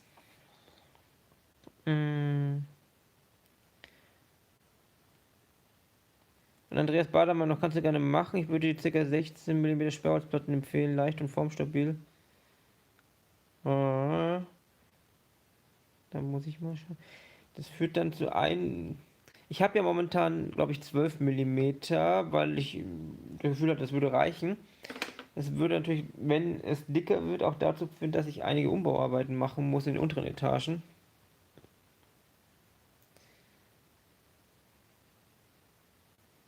Und Christian Oelk ist mal eine stabile Rahmenkonstruktion, wo die Platten draufkommen, ist schon sinnvoll, so habe ich es auch vor. Quasi ein Ständerwerk für Trockenbauwände, nur in der Horizontale. Okay. Aber ist das dann die Rahmenkonstruktion aus Holz oder aus Metall?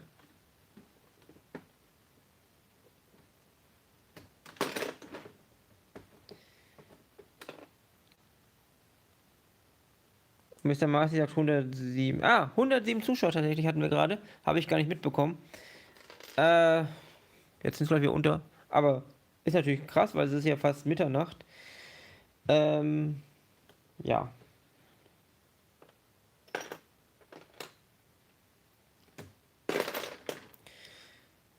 Und böser Onkel, man, ich kapiere nicht, dass so viele Orbus und Rosenheim so viele gute Kinder so langsam wachsen.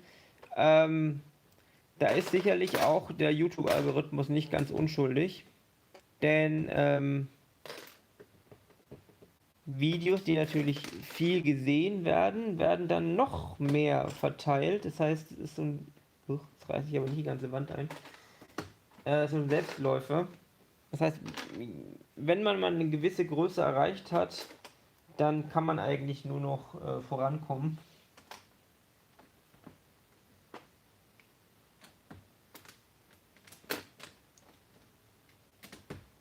Und Bob hat natürlich nochmal einen ganz großen Sprung nach vorne gemacht, nachdem eben die Kooperation mit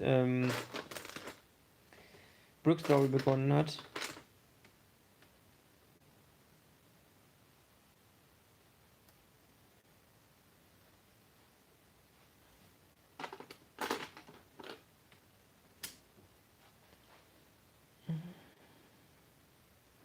Und der von wem ist es vorteilhaft, wenn ich 9 Volt mit dem neuen Zugsystem mische? Du kannst natürlich dann die beiden Gleise jetzt nicht unbedingt miteinander verbinden, sinnvoll, glaube ich. Wobei man auch aus den nicht 9 Volt Schienen machen kann mit Kupferband. Und Sleepy Mattis ist da. Hallo auch an dich. Muss der Onkel meinen, dass Brickstory Bob ungefähr 20.000 Abos gebracht hat. Das ist natürlich eine ganze Hausnummer.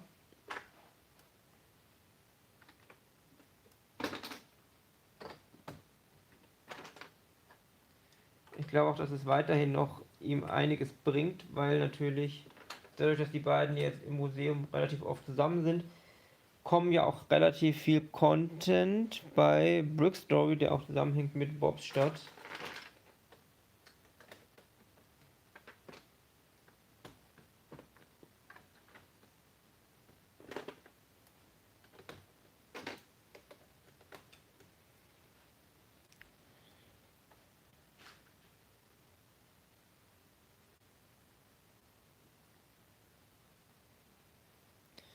Und Christian Oelkes meint, ich würde Kreuzrahmen 40 x 70 mm nehmen. Scheint erstmal sehr übertrieben, bringt aber die Stabilität. Okay, muss ich mich mal genauer anschauen. das glaube ich auch. Und ähnlich wie man das Bob seit dem Umzug zu 90% aber nur noch Akkord wie so Außenfassaden baut. Ob er jemals noch Innenausstattung baut. Das ist eine sehr gute Frage. Ich hoffe, der Chat war. Ich glaube, war ich gerade weg, weil die Kamera hat gerade irgendwas Komisches gemacht.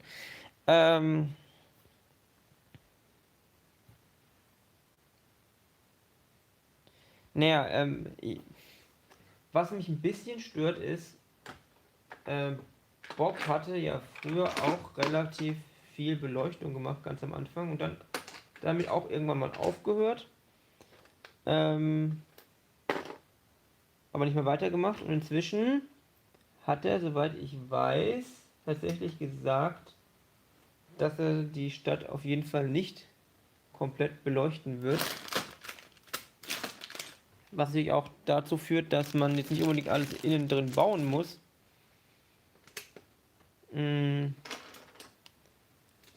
Aber naja, also ich finde Beleuchtung auch in der Hinsicht ganz praktisch, weil man eben auch sieht, was innen drin ist. Und ich habe ja auch extra für den Bahnhof, ist ja auch die Fassade an der Seite offen, damit man reinschauen kann, zusätzlich zu den Glaselementen, die noch zukommen werden. Also ich hätte jetzt auch nicht unbedingt riesen Lust, viel Innenfläche zu bauen, wo man später gar nichts mehr sieht.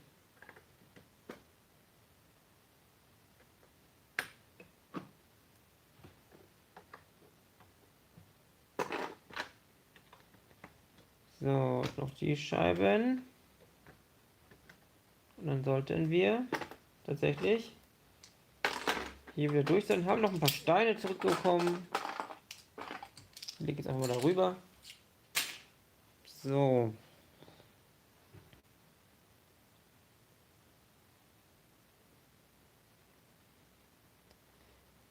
Böser Onkel meint Museum, da muss ich immer grinsen, nicht mal Miniaturwunder, dann nimmt das Wort Museum auf, das ist halt eine Ausstellung. Ich weiß nicht, gibt es denn irgendeine offizielle Definition für Museum? Ich will vorher den Wert auf Innenausstattung gelegt. Ja, wie gesagt, ich glaube, sein Problem ist tatsächlich, dass er eben zu Punkt X Ziel Y erreicht haben muss, weil sie ja in diesen Testbetrieb unbedingt noch dieses Jahr gehen wollen.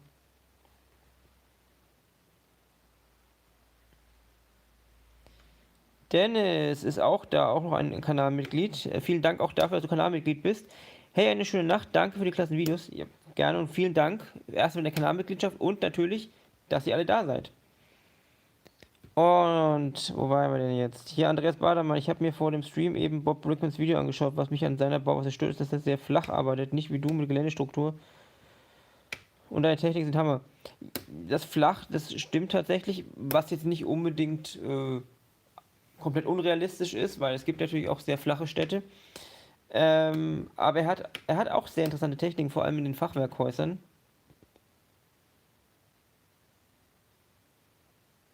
Und Angel for Music meint, eigentlich hat er Vorbeleuchtung zu machen, seine alte modifizieren und weiter. Ja, aber in einem der letzten Videos, ich weiß nicht in welchen, ging es um das Thema und da meinte er tatsächlich, dass er so einen klassischen Nachtmodus nicht machen wird. So, jetzt muss ich mal kurz denken, was ich hier machen muss.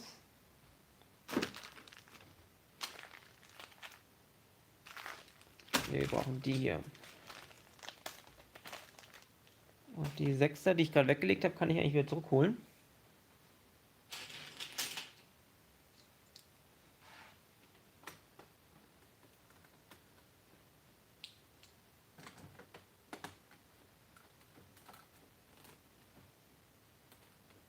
Das ist jetzt gerade so hartnäckig. Ah, jetzt. So. Und hier noch die. Da könnte man einen Vierer, habe ich Vierer, ja.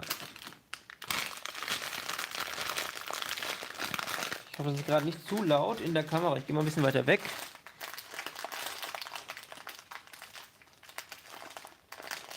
Und Kasi meint, egal wie stark oder wie hell die Beleuchtung ist, Beleuchtung sieht einfach immer besser aus. Das stimmt tatsächlich. Er hat ihm das hier zugemacht. Moment, ich brauche mal eine Schere.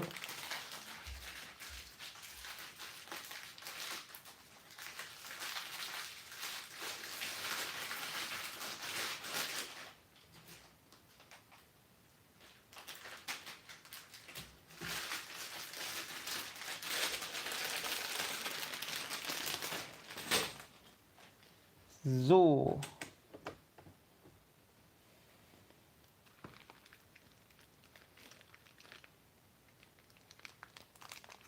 Ancient Views meint, aber diese Landstraße endet irgendwie ziemlich seltsam irgendwo einfach am Ganggleis und dann beginnt die Pflasterung vom Dorf. Ist das im Video von heute zu sehen, weil das habe ich noch nicht gesehen. Thema Landstraße. Darüber hatten wir, glaube ich, auch schon mal hier gesprochen.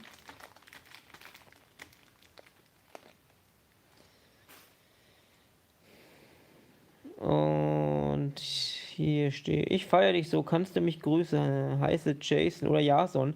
Das ist natürlich die Frage, ist das Deutsch oder Englisch? Auf jeden Fall grüße ich dich. Und Ancient ja, wird keinen Nachtmodus machen, habe ich mitbekommen. Ich habe das eher so aufgefasst, dass er das wie im Miniaturwunderland meinte. Kann mich auch irren. Also ich habe das so verstanden, dass er tatsächlich nur so beleuchten möchte, wie es in Anführungsstrichen nötig ist. Ich glaube, er hatte das nochmal irgendwie anders ausgeführt.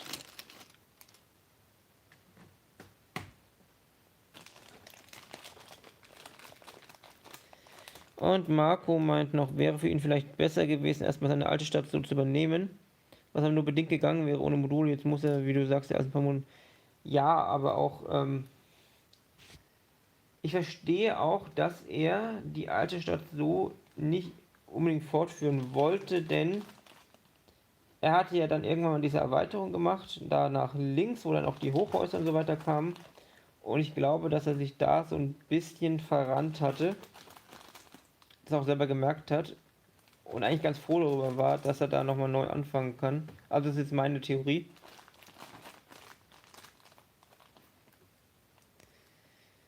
Angel meint noch, ja, im Video von heute wird es richtig deutlich, fiel vorher gar nicht so auf. Okay, das muss ich mir irgendwann noch anschauen.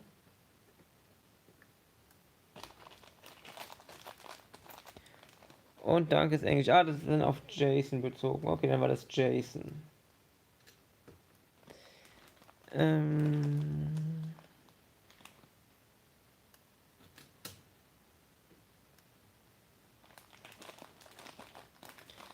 Christian meint noch, Bob muss ja erst den Bahnübergang bauen, dann kann er die Straße anbinden.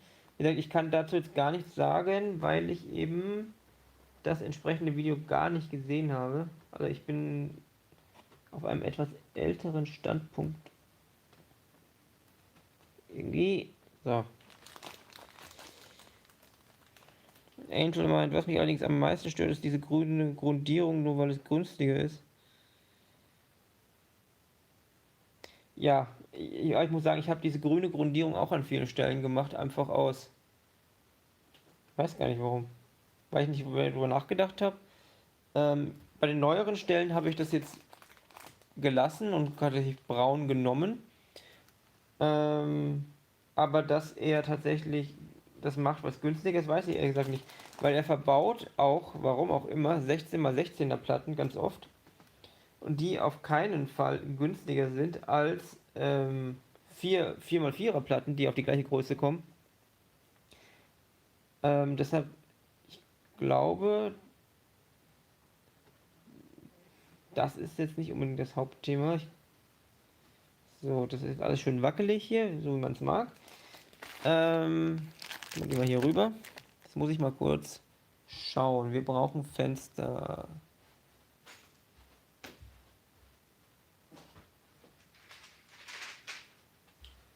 Habe ja hier noch einen ganzen Becher mit gesammelten Fenstern. Erscheint erstmal ganz viel zu sein. Die sind zwar in einem Pick-a-Brick Becher drin, aber die sind nicht aus der Pick-a-Brick Wall. Aber ich weiß, dass die auf keinen Fall reichen werden. Wenn ich irgendwann große Langeweile habe, dann werde ich natürlich mal zählen, wie viele Scheiben und wie viele Fenster in diesem Bahnhof stecken. Ich baue mir erstmal da immer zwei aufeinander und dann schaue ich noch, wo ich die Scheiben hingetan habe.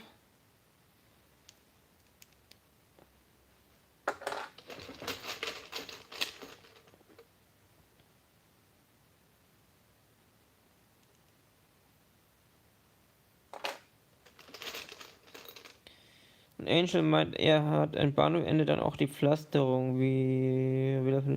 Nee, er hat zu wenig Platz und halt mit Brooksloy. Den Zusammenhang mit Brooksloy verstehe ich jetzt gerade nicht. Aber vielleicht fehlt mir jetzt einfach zu viel Kontext, weil ich eben das Video nicht gesehen habe. Da sind das schon mal noch so 4 Fenster für hier.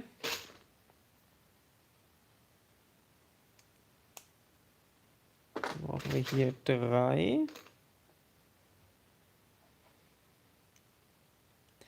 Brooks im Kopf, du meinst wahrscheinlich 4, 8 mal 8er.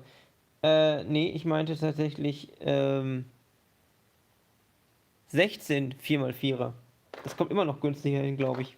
Vor allem, weil man ja beim Unterbau meistens nicht sieht, was da drunter ist. Also ich habe ja, glaube ich, mal ein paar 100 4x4er Plates. Wo war denn das? Tschechien, glaube ich. Da war ein Store, die gerade runtergesetzt hatte. Davon zehre ich immer noch. Ich habe immer noch einen riesigen Beutel in schwarz. Also man sieht oft, wann ich neue Steine gekauft habe, weil hier vorne ist vor allem der Untergrund mit roten Plates gebaut. Da hinten dann so mit blau-gelben und vorne dann am Fluss ein neuer mit schwarz. So, jetzt habe ich auf jeden Fall schon mal genug Fensterrahmen. Muss ich schauen, wo ich die Fenster hingestellt habe.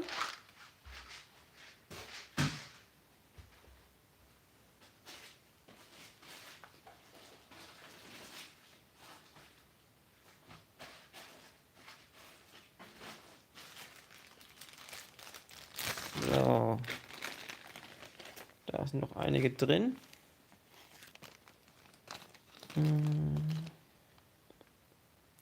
Marco meint, das Dorf will er noch viel dichter bauen, hat er heute gesagt. Nur vor der Kirche möchte er einen Marktplatz lassen. Seine Fachwerkhäuser finde ich klasse.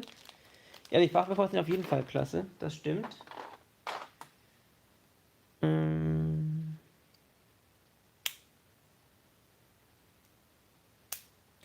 Andreas Badermann, ich hätte es gefeiert, wenn er den Kofen nicht übernommen hätte, anstatt den lang. Ja, darüber habe ich, glaube ich, auch schon mal gesprochen, tatsächlich. Ohne irgendwie Eigenlob zu nutzen. Es ist ja nicht mal hundertprozentig meine Technik. Ich habe sie nur etwas adaptiert und angepasst und ein bisschen verbessert. Ich habe die auch grundsätzlich so ähnlich woanders gesehen gehabt. Ja, das würde natürlich einen etwas natürlicheren Look geben, weil Landstraßen sind ja selten so gerade.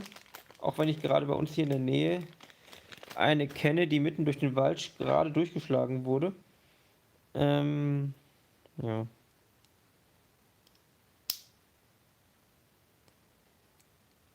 Du hast Onkel meint, er meint, dass Bob ja nur die 2 Zimmer hat und die Kammer, weil Brooks ja noch Zimmer braucht. Aber sollte das nicht denn eigentlich noch andere Themen... Was ist denn hier jetzt gerade? Von dem ist gerade irgendwas umgefallen. Sollte es nicht noch andere Themenwelten eigentlich geben?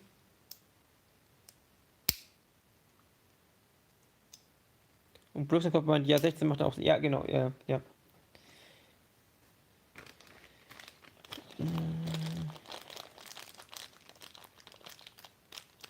Mr. Jock meint, die 4x4er Plates nimmt man auch oft beim Muslim. Ja, wie gesagt, bei mir ja auch. Und wenn man da jetzt einfach in den Farben kauft, die es gibt, dann zahlt man halt tatsächlich teilweise mal nur 2, 3 Cent oder 2 Cent. Wenn man ganz viel Glück hat, für ein paar ältere sogar 1 Cent. Und wenn ich dann jetzt 16, sagen wir mal, rechnen wir mal ganz teuer, kosten die 4x4er Plates 4 Cent. Dann habe ich 16 Stück davon. Das heißt, ich hätte 64 Cent Kosten.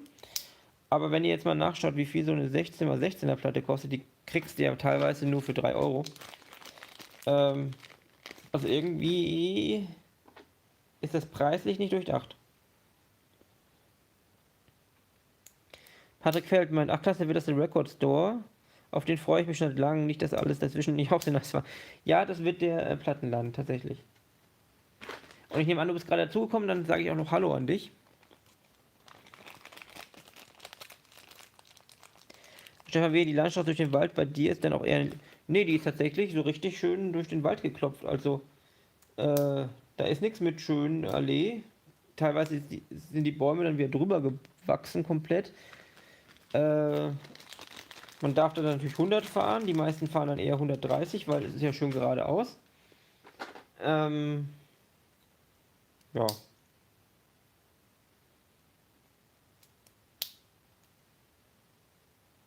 Ja, schlimmer, soweit ich weiß, wollte noch irgendwas mit Space Shuttle. Space Shuttle? Das höre ich gerade zum ersten Mal.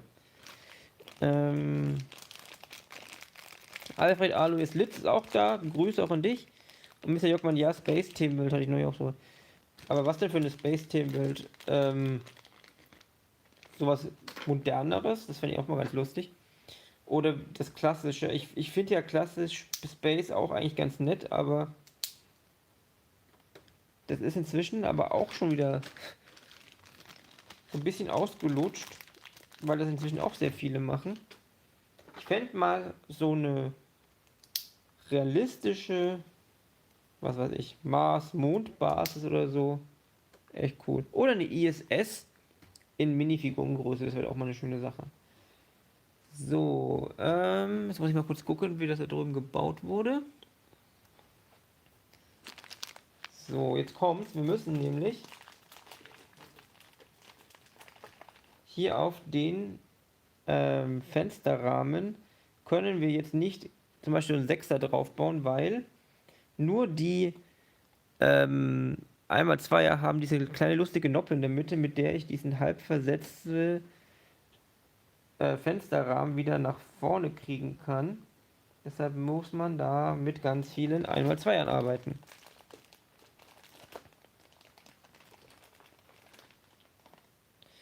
Andreas meint, was hältst du davon, irgendwann mal eine Stadt ein Zoofachgeschäft zu bauen mit beleuchteten Balkonen? Das ist eine schöne Idee.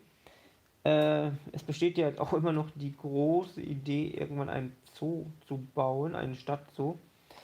Jetzt, wenn wir dann tatsächlich, was ist denn das hier eigentlich?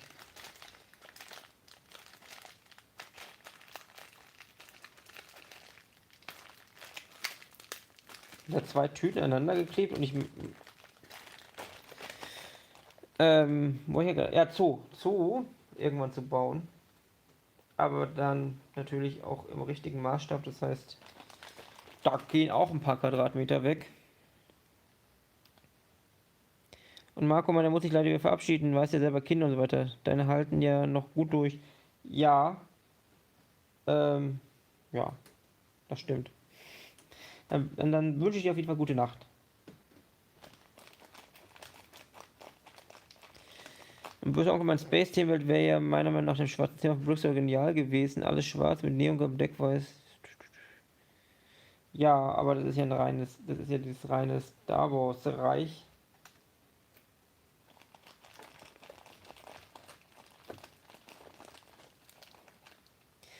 Christian, ich will die Tüte aber nicht auskippen, weil ich gar nicht mehr so viele davon brauche und ich habe keine Lust, die alle wieder einzusammeln.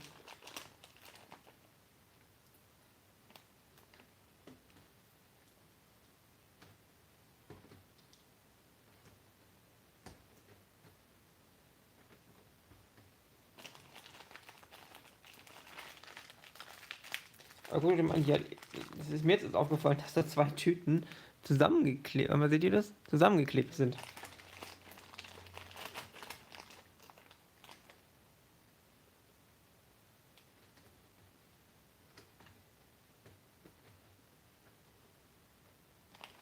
Ich habe hier ja leider niemanden, der die Steine hinter mir wieder aufräumt.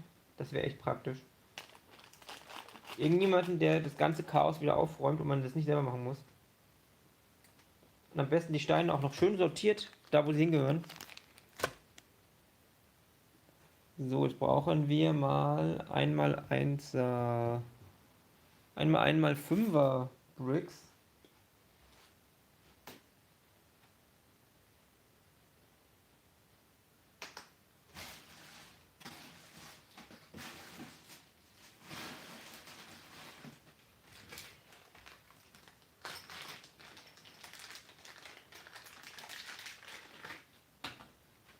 Hier habe ich zumindest schon mal 4 gefunden, aber ich glaube, ja doch, die könnten vielleicht. Die könnten, naja, ich brauche noch einen. Aber sonst könnten die fast reichen. Das ist einfach unglaublich instabil, die Technik, die ich mir überlegt habe für die Außenwände. Und das wird erst stabil, wenn man tatsächlich ganz oben in der Etage angekommen ist. Und bis dahin wackelt einem hier alles hin und her.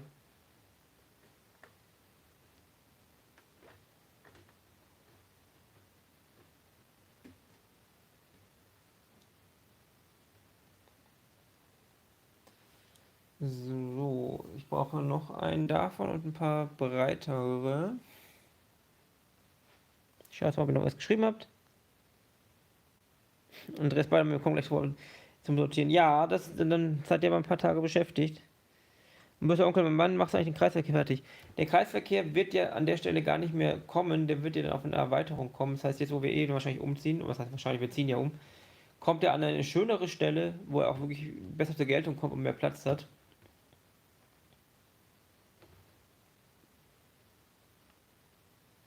Herr Reinmann, hast du schon eine Lösung, wie du die Kurven der Straßen geschaut hast?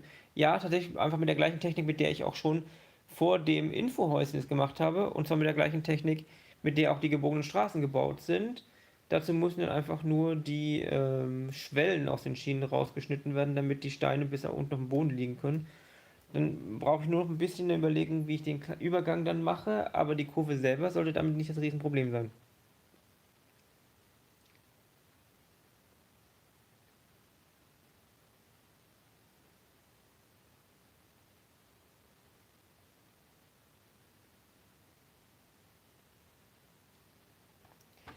So, ich bin gleich wieder da, ich brauche Steine.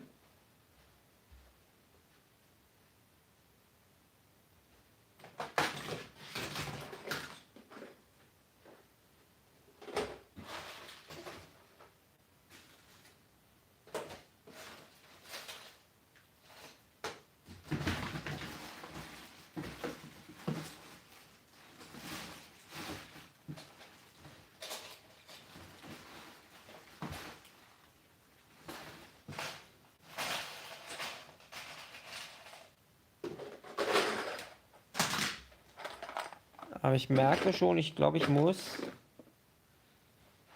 Ich seht ja gar nicht alles. Ich gehe mal wieder ein bisschen zurück mit euch, dann seht ihr nämlich auch wirklich das ganze Modul hier und schiebe euch mal ein bisschen hoch. Ihr seht ja die oberen Stellen gar nicht. Dann müsst ihr noch mal was sagen, dass ihr nicht alles seht.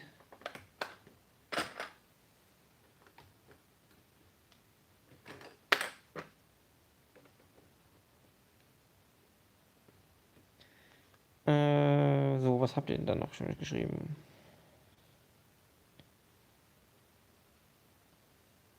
Böser Onkel, ihr dürft alle mal einen Daumen nach oben drücken, jedes Like verbessern. Also, ja, das stimmt. Jedes Like und auch allgemein jeder Kommentar bei den Videos natürlich und jedes Abo hilft natürlich auch. Also eigentlich hilft alles. Aber vielen Dank, dass du sagst. So. Jetzt kommen wir tatsächlich auch heute mal zu, noch ein bisschen von der Fassade weiterbauen.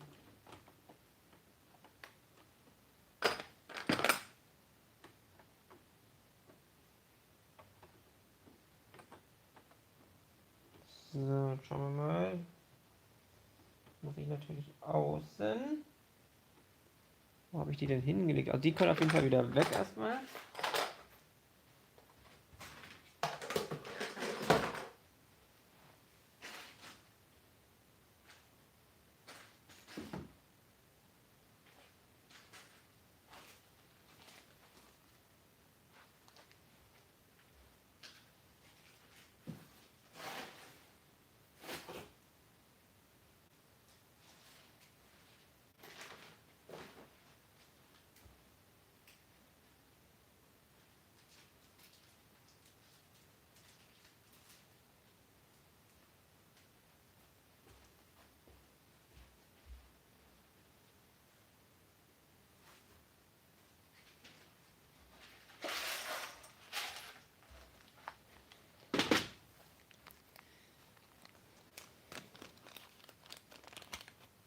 Und Kleinstein ist auch da. Hallo auch an dich. Ich überlege mir ja, dass wenn ich dann rüberziehe, ob ich mir nicht so einen kleinen, ja, so eine Art Servierwagen besorge, um einfach meine ganzen Sachen mit mir herumzuschieben.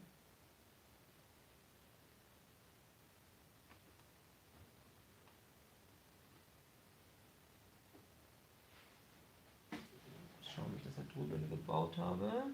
Sehe ich hier nicht, super. Schauen wir mal hier vorne, da sieht man es wahrscheinlich auch nochmal. Das sind tatsächlich nur 4 übereinander. Okay, dann passt das so.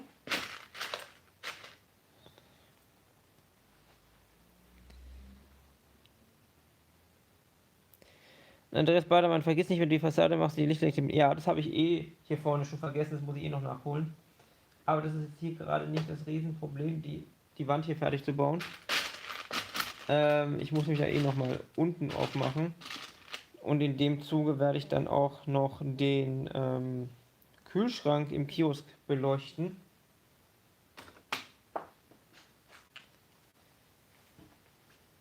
Aber da brauche ich tatsächlich, ich bin immer noch nicht dazu gekommen, bei Illuminator Bricks zu sagen, was ich brauche.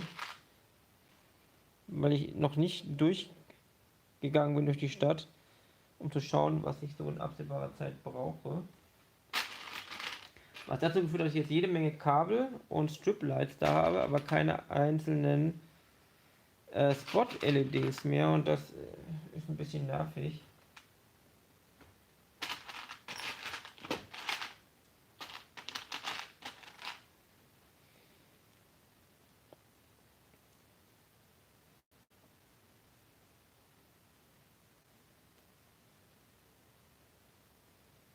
Angel meint, irgendwann zoomt dein Telefon auf einmal ganz dicht dran, einfach so für ein paar Sekunden, manchmal auch länger.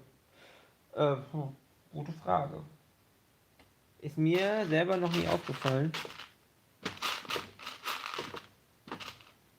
Weiß nicht, ob da irgendeine Autofunktion noch an ist.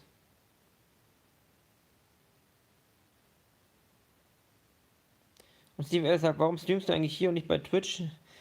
Das liegt einfach daran, dass die ganze Community hier ist. Es gibt ja auch die Möglichkeit, einen Dual-Stream zu machen, aber davon wird abgeraten, weil ich hätte dann 2 getrennte Chats voneinander. Das heißt, ich würde Fragen aus beiden Chats beantworten. Und das verwirrt alle Anwesenden und führt auch teilweise dazu, dass man Probleme bekommt bei Twitch oder bei YouTube. Und deshalb wird es dafür keinen geben. Und ja, ich bin halt einfach hier sind alle Leute, und bei Twitch ist sozusagen niemand.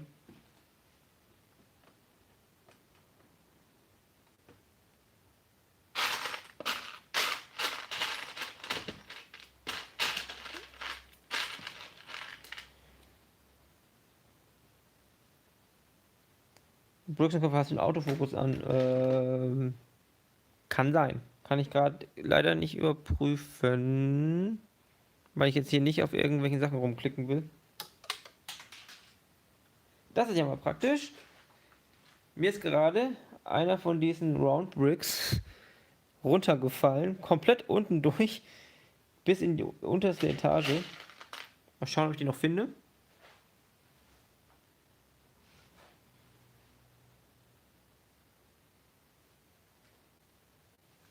Okay, ich finde ihn nicht, nee, aber einen anderen.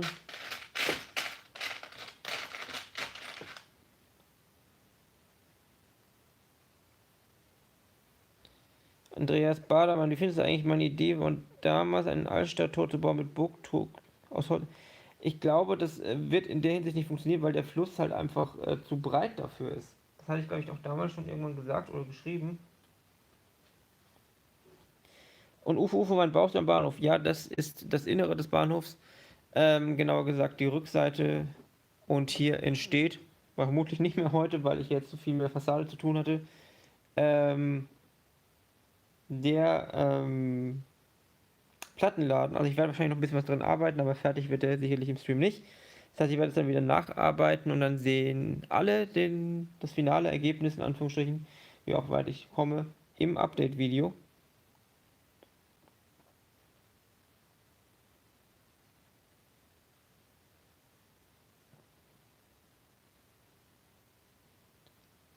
So, jetzt muss ich noch mal kurz schauen.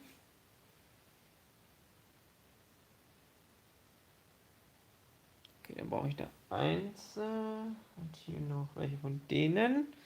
Problem, ihr seht jetzt gerade nicht so wirklich, was ich mache.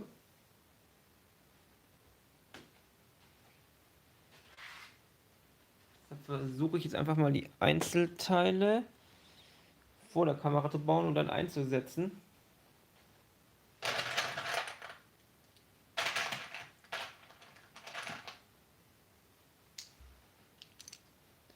Aber bevor ich diese Wand hier nicht fertig habe, kann ich auch innen nicht wirklich gut weiterbauen.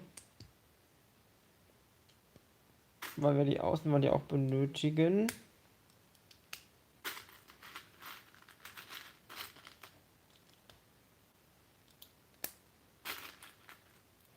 Sebastian Hollmann sagt, "Hoi, so neu bin ich nicht mehr, aber endlich mal live dabei. Ich finde den Bahnhof einfach super."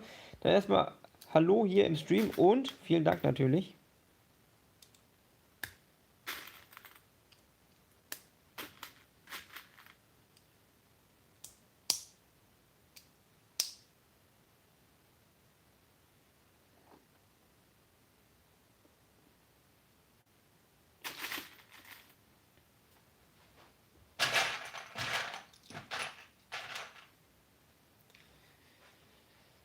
Wenn wir jetzt tatsächlich schon umgezogen wären, könnte ich wahrscheinlich die Kamera einfach da drüben hinstellen, aber ich bräuchte wahrscheinlich da das Breitwinkelobjektiv und das sieht dann total bescheuert aus und ich wüsste auch nicht mal, wo ich die Kamera jetzt positionieren sollte. Deshalb haben wir jetzt einfach mehr Zeit zum Reden. Böse Onkel, ich finde das ganze Projekt super, das freut mich. Immer noch 81 Leute hier. Ich sehe gerade 90 Likes. Bin gespannt, ob wir heute noch die 100 schaffen. Also wer noch nicht geliked hat, gerne liken, das hilft dem Kanal. Und wer noch kein Abo hat, kann auch gerne noch ein Abo dalassen, weil tatsächlich, das letzte Mal, als ich nachgeschaut habe, ungefähr 50%, wenn nicht sogar ein bisschen mehr als 50% der Besucher haben kein Abo.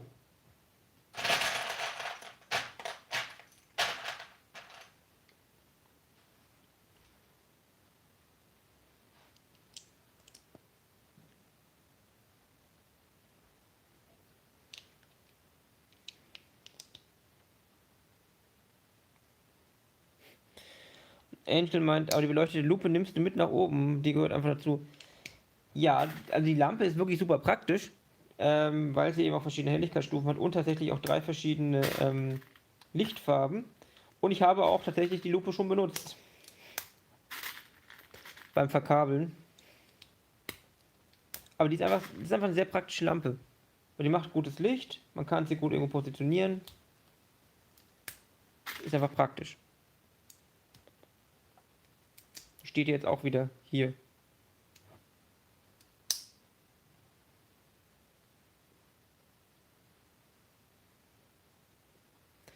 Alfred Alois meint, ich bin mega gespannt, wie es sich in den neuen Räumen macht, wie es sich entwickelt.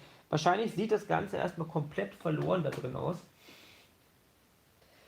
Also hier sieht es ja relativ gedrungen aus.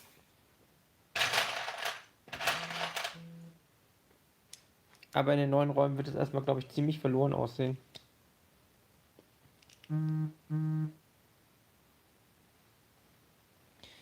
Andreas Bader meint, mein Abo hast du schon von Anfang an. Vielen Dank. Und Andrea Klassinger, wie lange willst du noch in der Stadt weiterbauen? Meinst du grundsätzlich oder heute?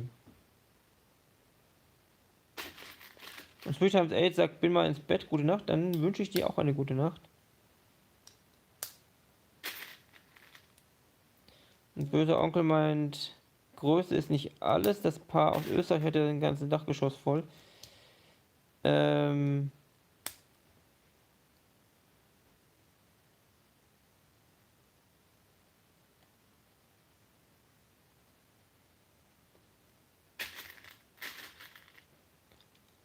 Ja, die haben eben relativ viel Sets zusammen. Also es ist ja sehr viel. Habe ich jetzt hier schon wieder gebaut?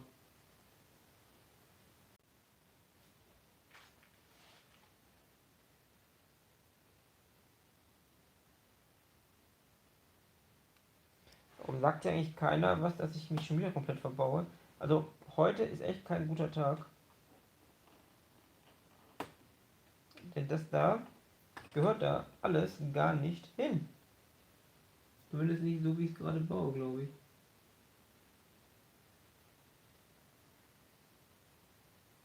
Nee, das gehört tatsächlich alles so nicht dahin.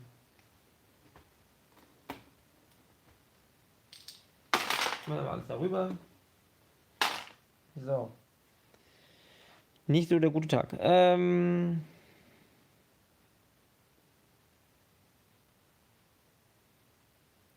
Ningelkind, was hältst du von der Idee, einen großen, bunt beleuchteten Ladentheke im Musikstore auf dem Platz spielen? Das könnte man sicherlich machen. Aber Beleuchtung wird auf jeden Fall noch ein bisschen dauern, weil ich wie gesagt erstmal schauen muss, was ich brauche an Material. Die Deckenbeleuchtung, die würde ich wahrscheinlich sogar noch hinkriegen, nicht unbedingt heute. Ich muss ja das Kabel noch hochziehen, aber dafür habe ich noch was da. Aber die Idee ist nicht schlecht. Muss ich nämlich einfach mal schauen, warum ich hier dauernd mich verbaue. Wir brauchen nämlich ganz andere Steine.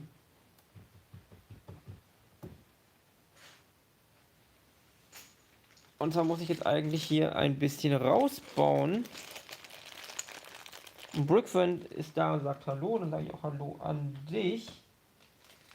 Wenn ich jetzt hier mit der Front hier hinten mal ein bisschen fertig bin, dann zeige ich euch auch, wie das ganze Ergebnis aussieht. Aber momentan ist es einfach schwierig, ich kann euch hier einfach nicht positionieren. Aber wir müssen, wie gesagt, das hier bauen.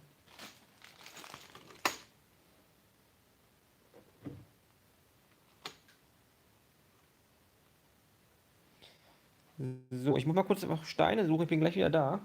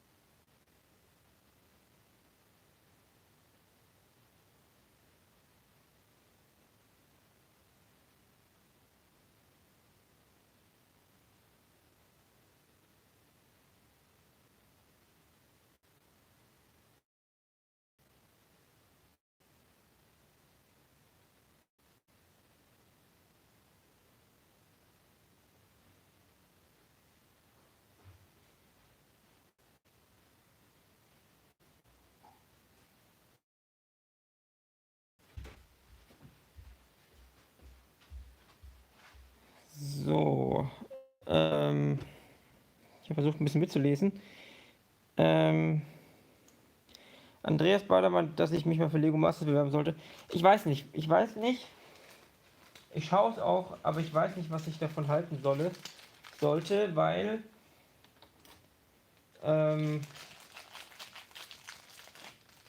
ich finde die Aufgaben teilweise ein bisschen schwierig, wenn es halt darum geht, dass man das Ganze am Ende hochjagen soll oder mit einer Bowlingkugel überrollen. Finde ich schwierig, sage ich einfach mal.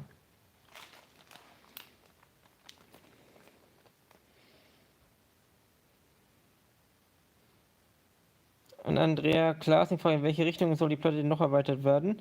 Und böse Onkel sagt in alle Richtungen. Und damit hat er tatsächlich recht. Oder schreiben noch ein paar mehr das gleiche. Stefan W. meint, er findet das Kabellegen der Lego-Welt echt bescheiden, weil der Platz der so massiv begrenzt ist. Ja, das kommt auch, wenn ich Kabel nutze. Da ich ja das System je nach Nutzung von Element Your Bricks, sind die Kabel ja so dünn, dass die tatsächlich unter Steinen verschwinden können, beziehungsweise relativ leicht zwischen Steinen durchlegbar sind. Und Andrea Klaasing, da kann man doch nicht mehr den Bahnhof schauen. Doch, weil es ein U sozusagen geben wird. Also die Platte wird dann hier hinten erweitert mit den Gleisen und dann geht es wieder nach vorne und dann hat man ein offenes U, in dem man in allen drei Richtungen in den Untergrund schauen kann.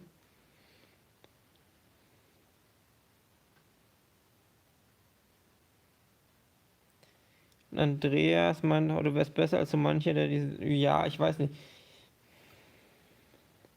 Und Simon Ahrens meint, wäre sicher eine gute Wahl für den Kanal. Tatsächlich glaube ich das nicht so, weil ich habe mal ein bisschen beobachtet, die Kandidaten mit ihrem meist Instagram-Account oder auch YouTube-Accounts, die wachsen tatsächlich gar nicht so sehr, wie man denken würde.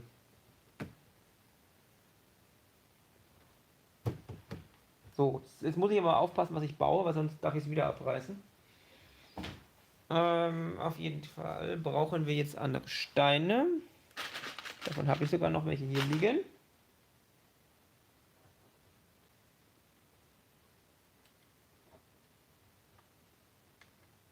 Das ist ein bisschen knifflig gerade.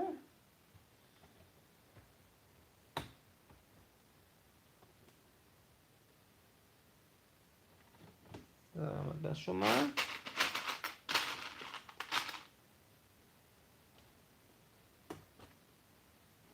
Ich spiele hier nochmal. Also ihr seht ja gerade leider nicht so viel, aber ich werde es euch noch zeigen. Versuche diesmal nicht die Kamera abstürzen zu lassen.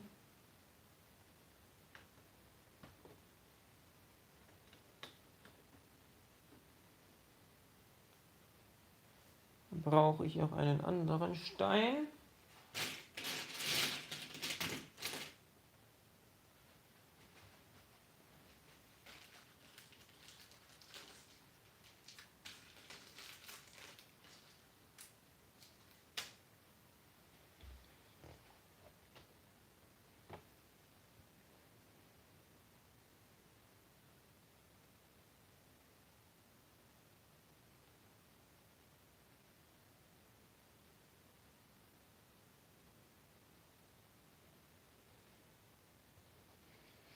Und Stefan W., ich teste gerade neuen Gebäude, aber bin ich, ob ich es in meinem System integriert bekomme.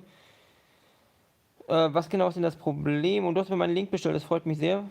Danke dafür. Und Andreas Bader meint, er war so froh, dass diese Pumpantante endlich rausgeflogen ist. Ja,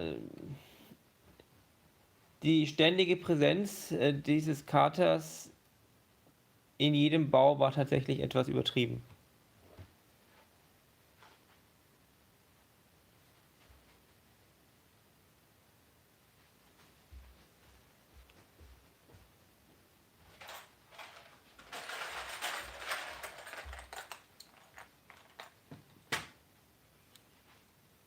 Und ich sehe gerade, wir haben die 100 Likes geschafft. Vielen, vielen Dank dafür.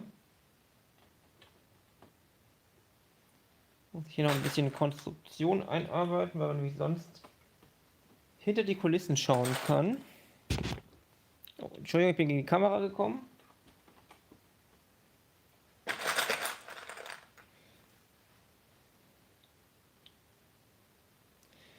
Und The Ericsson Family schreibt: Greetings from Sweden. I really appreciate this channel and it brings me much inspiration for my channel and Lego City. Keep up the great work.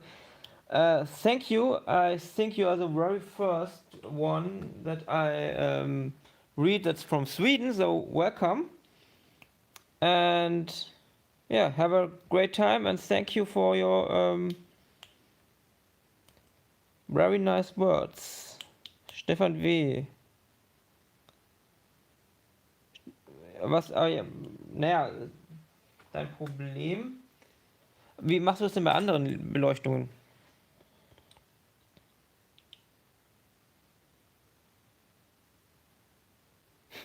Andrea Klasing sagt, ist böser Onkel wirklich sein Onkel, ein Admin oder ein random Typ?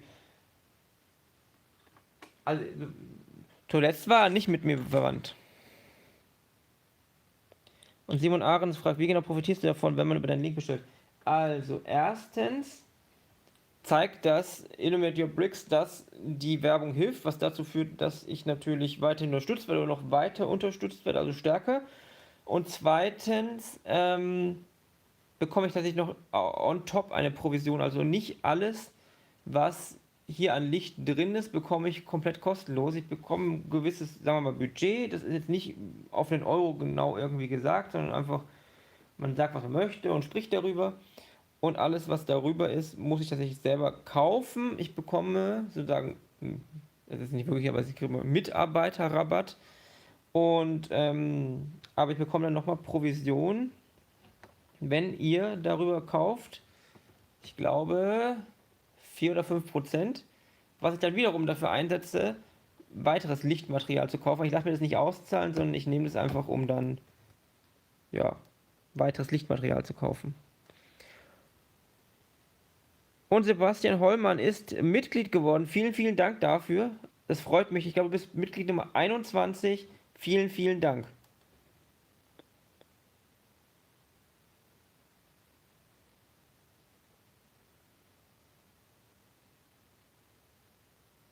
Andreas Badermark, zeig doch mal kurz den Baufisch und Fassade.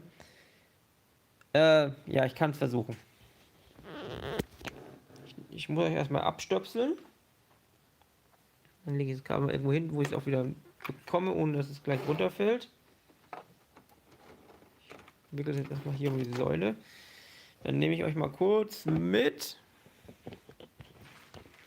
Und ihr seht jetzt, hier geht es langsam voran. Das Ganze muss halt dann so aussehen wie hier vorne. Also wir sind jetzt ungefähr an dieser Stelle. Da müssen noch Fliesen drauf, dann dieser graue Streifen, die Bögen, wo ich da schauen muss, wie ich den mittleren eigentlich baue. Und aber ich weiß nicht, ob ich jetzt das komplett weiterbaue, bevor wir innen weiterbauen. Aber so sieht es momentan aus hier. Ein bisschen nach hinten blicken. Da ist übrigens die schöne Lampe. Und ja, ich versuche jetzt mal wieder an die richtige Stelle zu stellen, ohne dass irgendwas passiert.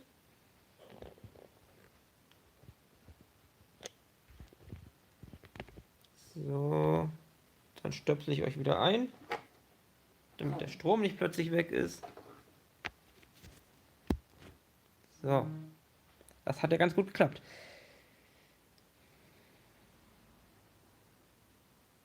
Florian Kartoffelwasser, wie lange schätzt du, der Stream geht? Wir sind jetzt ungefähr 2 Stunden. Also ich würde jetzt sagen, spätestens um 1 wäre ich gerne, also in Anführungsstrichen gerne raus hier. Das klingt jetzt so ein bisschen abwertend. Und Sebastian Hollmann sagt, bitte, es macht echt Spaß, dir zuzusehen, wie deine Stadt wächst. Mach weiter so. Vielen Dank an dich. Und Patrick Feld ist raus. Fröhliches Bauen noch. Ich bin schon mal sehr auf das Ergebnis gespannt. Ein tolles Wochenende euch allen. Dir auch, vielen Dank. Und Intero Bang sagt, er ist nun auch dabei. Andreas Bader, danke dir auch, wenn du es heute nicht mehr schaffst. Im nächsten Update wirst du bestimmt fertig. Ja, hoffe ich. Ich weiß nur nicht, wann das kommen wird. Ich glaube nicht, dass es unbedingt morgen, also heute, es ist schon nach Mitternacht, am Sonntag kommt, weil ich nicht glaube, dass ich das jetzt morgen noch fertig bauen soweit. Aber vielleicht kommt noch irgendwas anderes als Video davor. Vielleicht mache ich noch ein bisschen was über die Fortschritte oder die Pläne bezüglich Umzug und Shop. Ja. So, jetzt machen wir erstmal hier noch ein bisschen weiter. Da müssen jetzt die Steine drauf, glaube ich. Richtig, da muss ich mal schauen, wo ich die habe.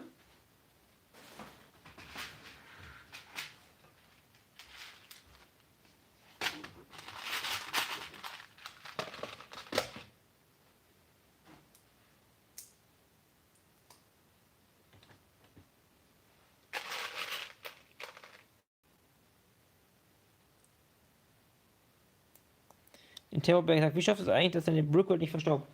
Da kommt zum einen zugute, dass die hier momentan noch in meinem Büro steht. Das heißt, hier ist nicht so viel Menschenverkehr, was dazu natürlich führt, dass nicht so viel Staub entsteht.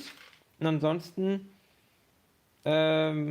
ist es eine Mischung aus Swiffer Staubwedeldingen, ich weiß gar nicht, wie die offiziell heißen, die sind ja praktisch, und Staubsaugen. Aber ich glaube, dass ich dann, wenn ich umziehe, vermutlich einen Luftfilter benutzen werde, um das Gröbste schon mal aus der Luft zu filtern, bevor es sich irgendwo absetzen kann. Und böser Onkel muss Papa-Taxi spielen.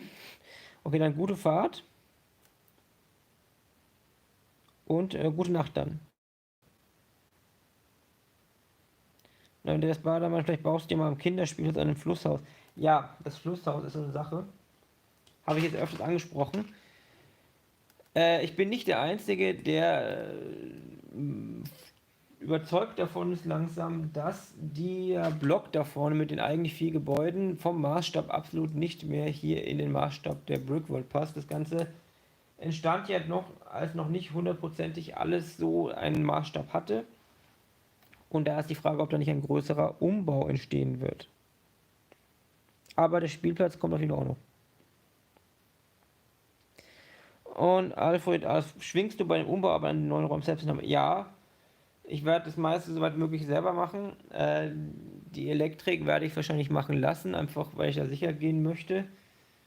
Aber sonst werde ich das, glaube ich, soweit möglich selber machen.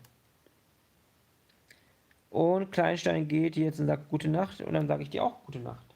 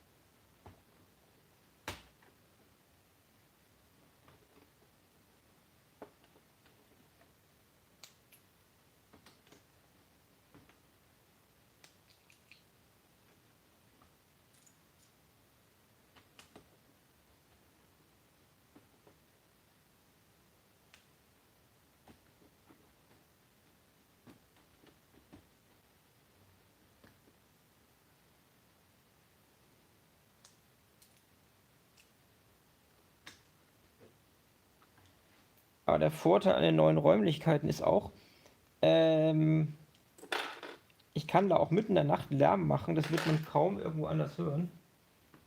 Also da kann ich auch mitten in der Nacht Löcher bohren, was ich hier natürlich nicht machen kann.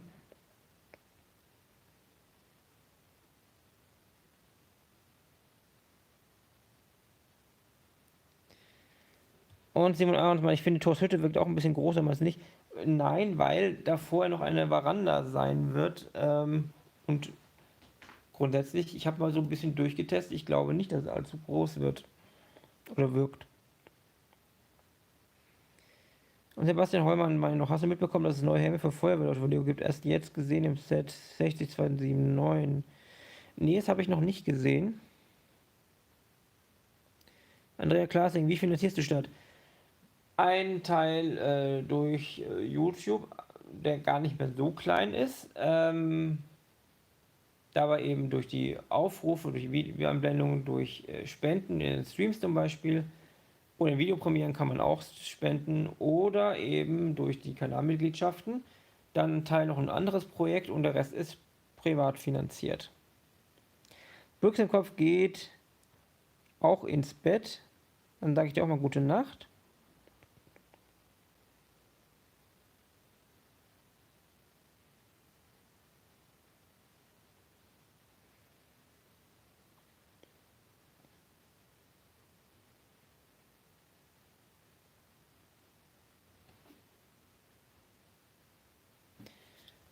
Und Interrobang sagt, muss man Vor- und Nachname wählen, also Brücker statt Brücker.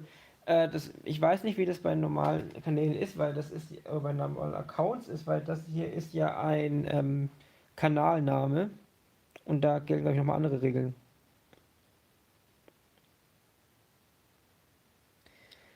Musst du die neuen Räume irgendwie zusätzlich mieten? Nein, die muss ich nicht mieten, die gehören uns selber. Wie weit die weg sind, die sind, naja, die sind direkt ein Haus nebenan. Also die Häuser sind nicht zusammengebaut, aber auf unserem Grundstück. Und die sind im 2. Stockwerk. Also man muss, sagen wir so, wenn man aus unserer Wohnung gehen würde, muss man 2 Stockwerke nach unten, über den Hof, durch das Untergeschoss bzw. Erdgeschoss, das Ganze steht am Hang und dann 2 Stockwerke nach oben. So, weiterbauen. Damit wir doch noch ein bisschen was hier hinkriegen. Eigentlich sind es nur 2 Häuser. Das liegt einfach daran, dass das andere eben mal...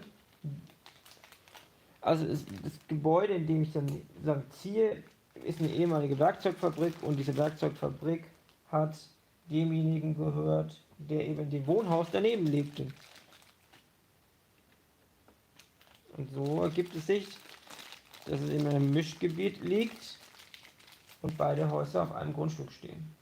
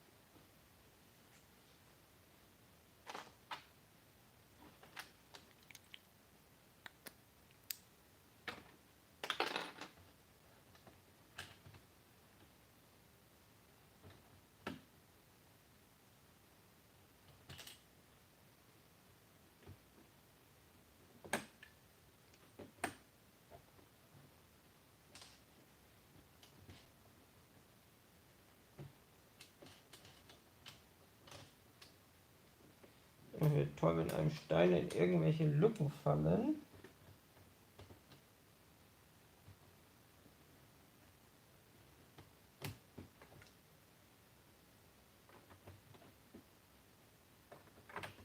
So. Das haben wir soweit. Brauchen wir hinten noch eine Dreier.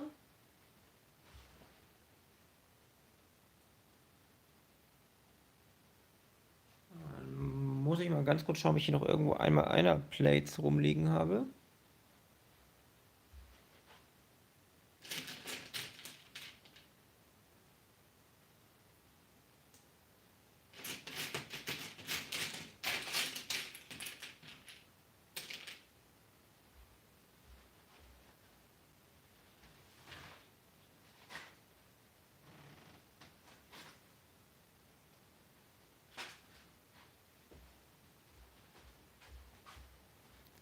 So, dann kann ich das hier schon mal drauf bauen. Dann brauchen wir Bögen. Auch diese in einer stylischen Pick-a-Brick Verpackung. Pick-a-Brick Wall Verpackung. Und Christian Oelkes geht jetzt auch ins Bett, dann sage ich auch dir gute Nacht. Und ich kündige auch schon mal an, dass ich jetzt nicht mehr allzu lange da bleiben werde. Also falls noch irgendwelche Fragen bestehen etc., ist jetzt der richtige Moment.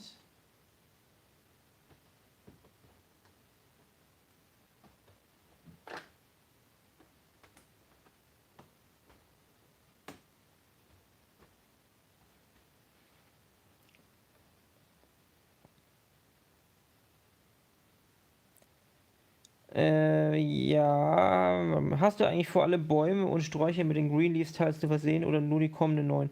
Bei den Bäumen auf jeden Fall werde ich alle nochmal ein bisschen damit versehen. Bei den Sträuchern bin ich mir nicht ganz sicher. Ich glaube, das fällt dann auch gar nicht so auf. Vielleicht bei den größeren Sträuchern, aber auf den ganzen Bodenbelag, das werde ich, glaube ich, nicht machen. Also es ist aber schon so, dass auch aus der Entfernung sieht der Baum vorne mit den 2 verschiedenen Grüntönen deutlich besser aus als der mit nur einem Grünton. Auch wenn man eigentlich aus der Entfernung von hier aus jetzt gar nicht unbedingt sagen kann, dass es daran liegt, aber es hat einfach so ein bisschen einen natürlicheren Ton.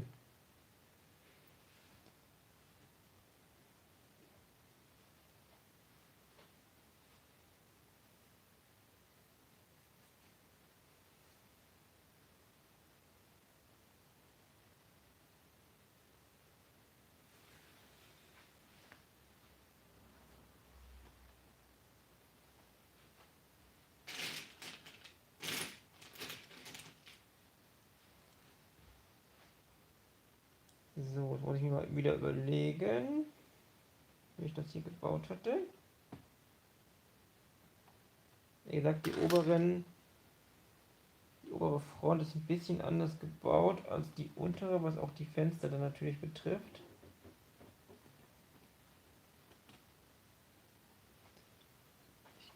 Gleich mal schauen, wie ich das hier gemacht hatte. Das habe ich. Okay, verstehe.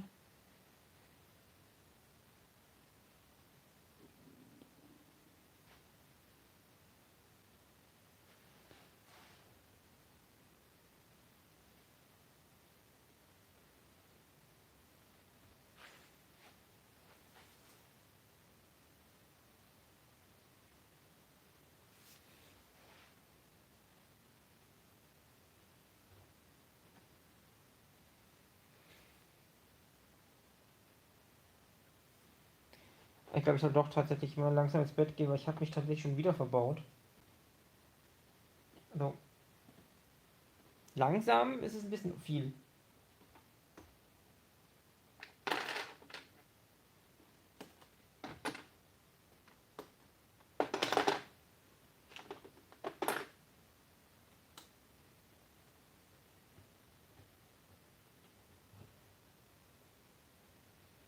Das erklärt aber auch die komischen Ungereimtheiten in den Höhen.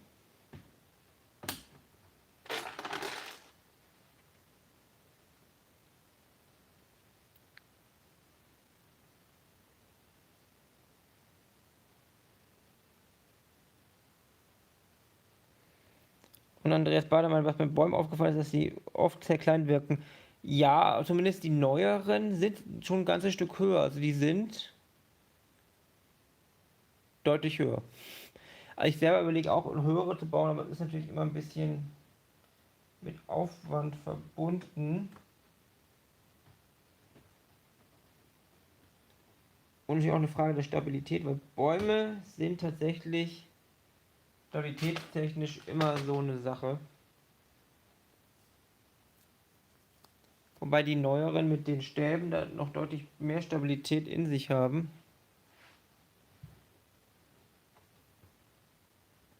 Hier drüben nochmal rausbauen.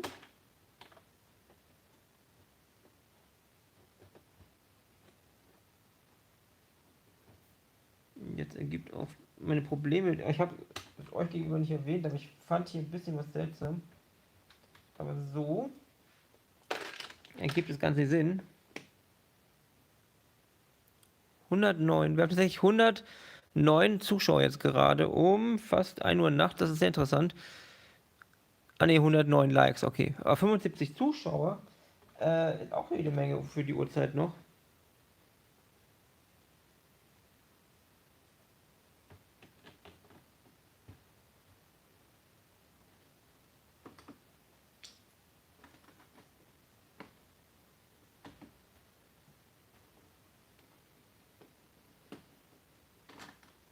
Und Andreas meint noch, dass ihm die neuen Bäume nicht so gefallen. Was stört dich denn daran so?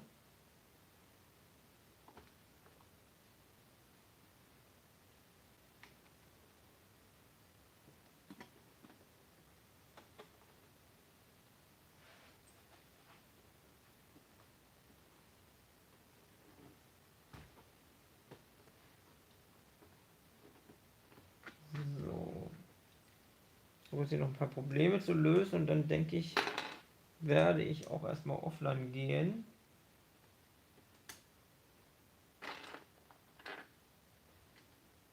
Und so oft wie ich mich heute verbaut habe, auch noch live, verbaue ich mich nicht mal nicht live.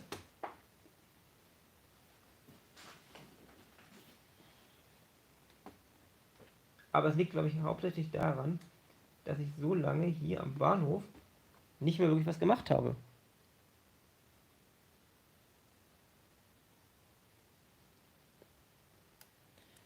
Interrobang fragt, wie verwendest du die einmal zweiteils lieber als die Baren? Wegen der glatteren Optik oder wegen dem Lego? Ich finde es einfach hübscher. Es gibt auch aus der Entfernung einen schöneren Effekt.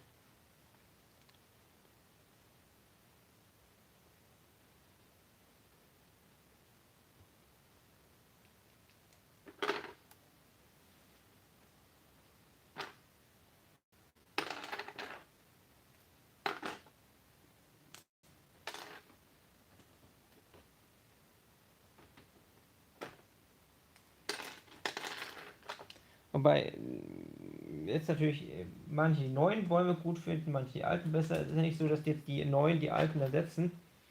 Wir haben jetzt auch diesen Bonsai noch dazu bekommen. Der sieht eigentlich auch gar nicht so schlecht aus. Es wird ja alles nebeneinander existieren. Es geht ja einfach darum, dass es auch verschiedene Arten von Bäumen einfach gibt. Jetzt versuche ich das mal zu bauen, ohne mich zu verbauen. Ich glaube, diesmal mache ich es richtig. War ich hier vorne?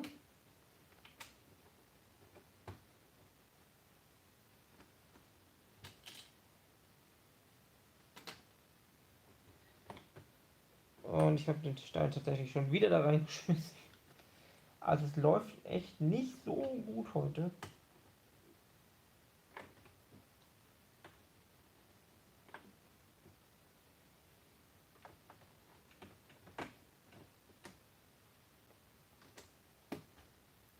Ja.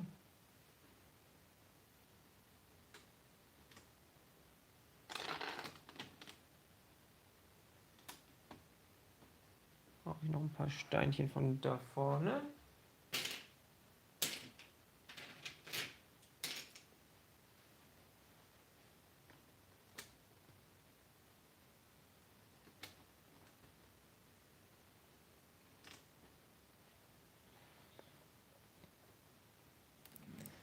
Jetzt schaue ich, ob ich noch die anderen Bögen da habe überhaupt, ob ich die bestellen muss.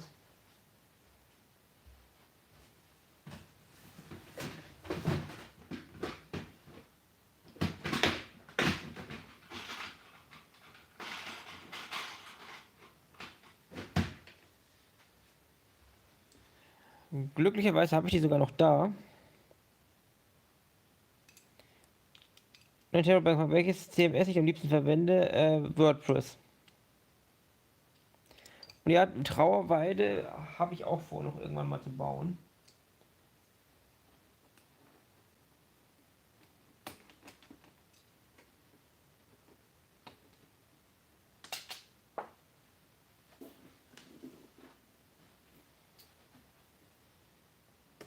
So, jetzt hier mal noch den Bogen einzubauen und dann schauen wir uns das gleich nochmal an.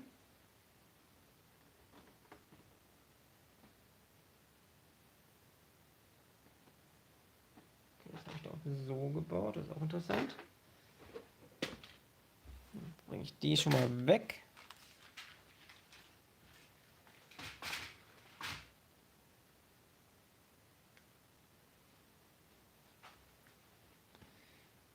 So. Da sind die nicht drin.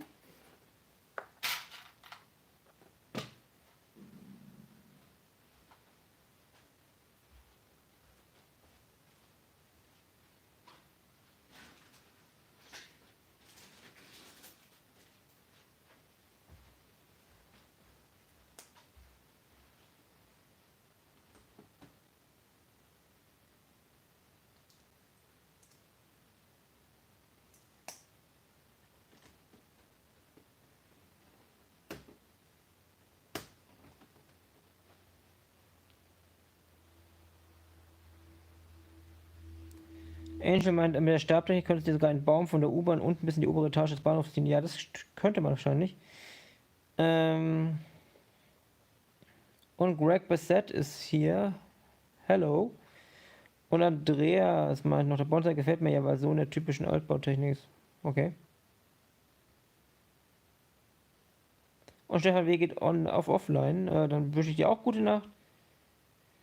Und Andreas Badermann, der Bonsai ist, glaube ich, der größte Baum. Da bin ich mir ehrlich gesagt nicht sicher. Ich glaube, dass der Baum zwischen Stadttor und Bahnhof größer ist.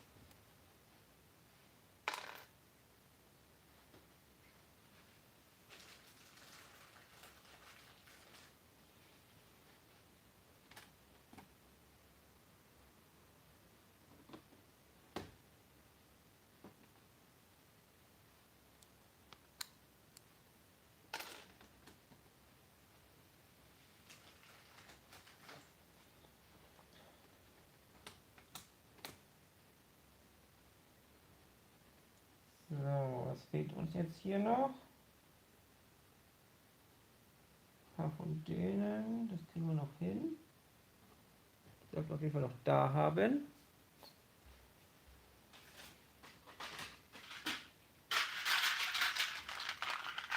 Kommen noch ein paar von denen ins Spiel. Von denen habe ich ja Unmengen in der Fassade verbaut. Und glücklicherweise ja auch einige letztens bekommen im Store.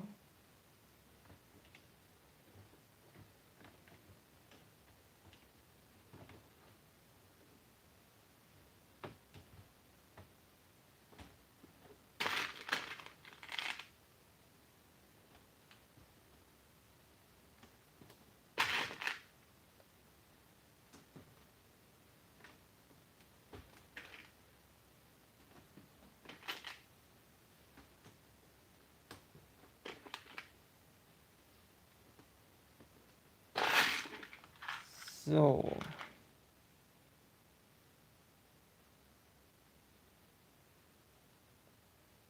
Und Interrobank sagt, er hat gerade eine ziemlich interessante Idee in Richtung Finanzierung. Okay, was denn?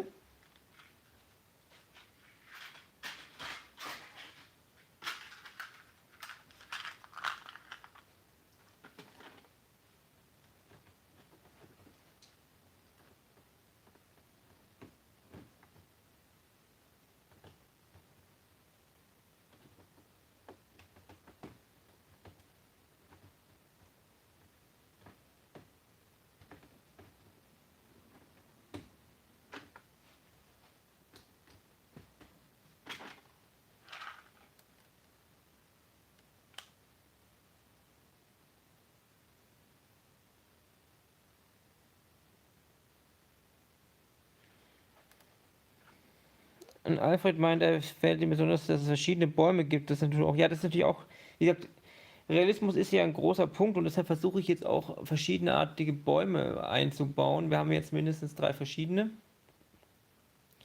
und da sind noch weitere geplant.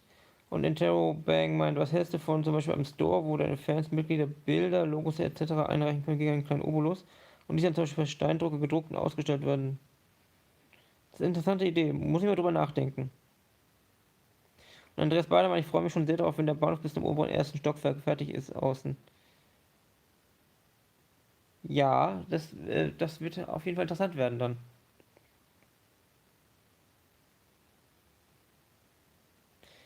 Und ähnlich wie die meiner neuen E-Mail. Ja, ich hänge mit E-Mails allgemein ewig hinterher. Also nicht wundern, wenn das ein bisschen dauert. Und Brother from Another Brick ist hier und fragt, so what are we building today?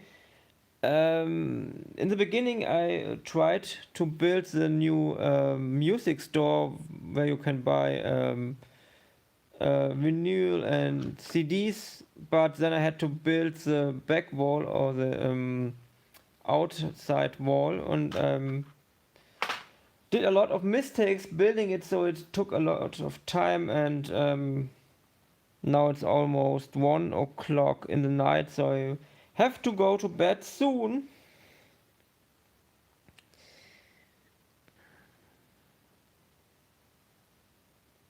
Und Torben Rexin fragt, Buchladen. Buchladen ist auf jeden Fall geplant. Ich glaube, das hatten wir sogar schon mal irgendwann genauer besprochen. Und Angel sagt, ja, das Problem ist, ich bekomme ja nicht nur E-Mails von euch, ich bekomme auch Unmengen an E-Mails beruflich. Und das ist einfach schwierig. Und Andreas Bader, was noch Zeit wäre, was für ein Techno auf Kirche. Ja, Kirche ist eine Sache, die auch noch auf meiner Liste steht irgendwann. Und Brother from Another Brick meint, it looks good. Thank you. So, ich schaue jetzt mal, ob ich jetzt hier noch irgendwo einmal einer Bricks in Tannen rumliegen habe.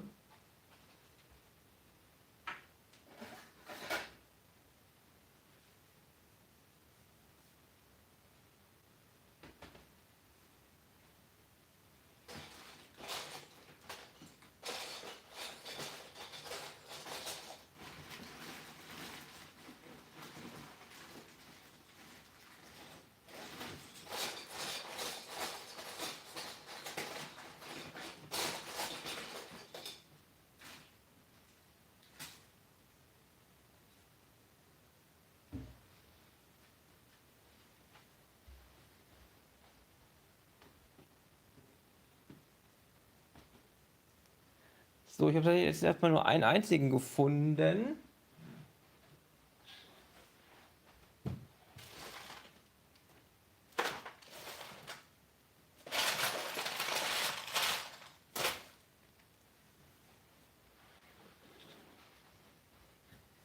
Aber ich bin mir relativ sicher, dass ich noch mehr davon habe, aber das müsste ich jetzt mal suchen. Aber ich denke, dass wir dann tatsächlich eher mal den Stream für heute beenden. 2,5 Stunden, 111 Likes, 10 Euro Spenden. Vielen, vielen Dank an alles. Für alles. Interrobank fragt, was, wenn deine Kinder im Lego-Alter kommen mit der Brickworld? Tatsächlich sind die 4 und 1,5 und die spielen tatsächlich jetzt schon damit. Wobei die Vierjährige auch schon teilweise hier mitgebaut hat.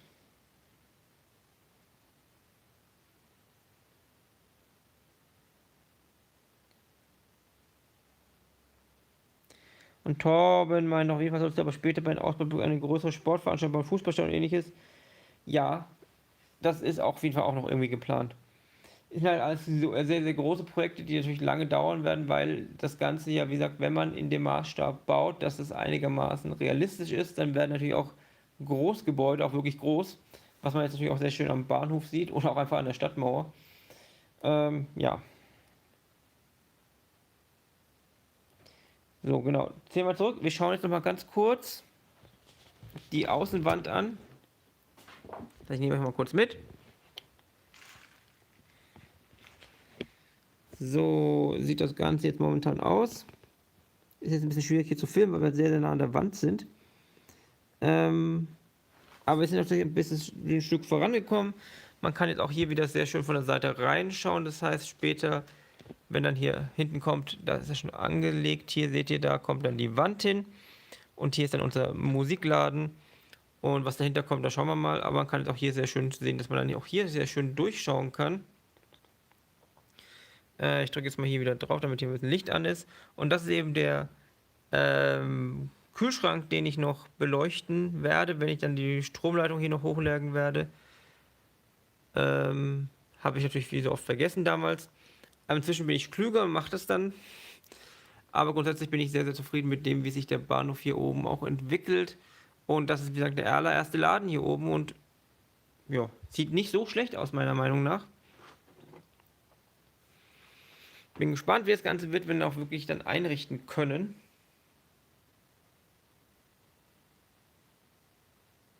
Und Andreas Bademann, ich werde dich damit Holzspende versorgen, wenn es neu zieht. Das ist sehr nett von dir. Und jetzt gehen wir einfach mal hier das Chaos ein bisschen nicht beachten. Das ist halt einfach beim Bauen. Aber ich muss sagen, der Bahnhof geht doch eigentlich ganz gut voran jetzt langsam wieder. Und wenn ich jetzt erstmal hier oben wieder mal angefangen habe, dann werde ich wahrscheinlich auch viel mehr hier drin machen. Wir werden natürlich dann jetzt die Lücke da hinten demnächst schließen. Und dann haben wir tatsächlich hier den oberen, wenn wir hier vorne noch fertig bauen, den oberen Stock bis zur Mitte auch die Außenfassade fertig. So.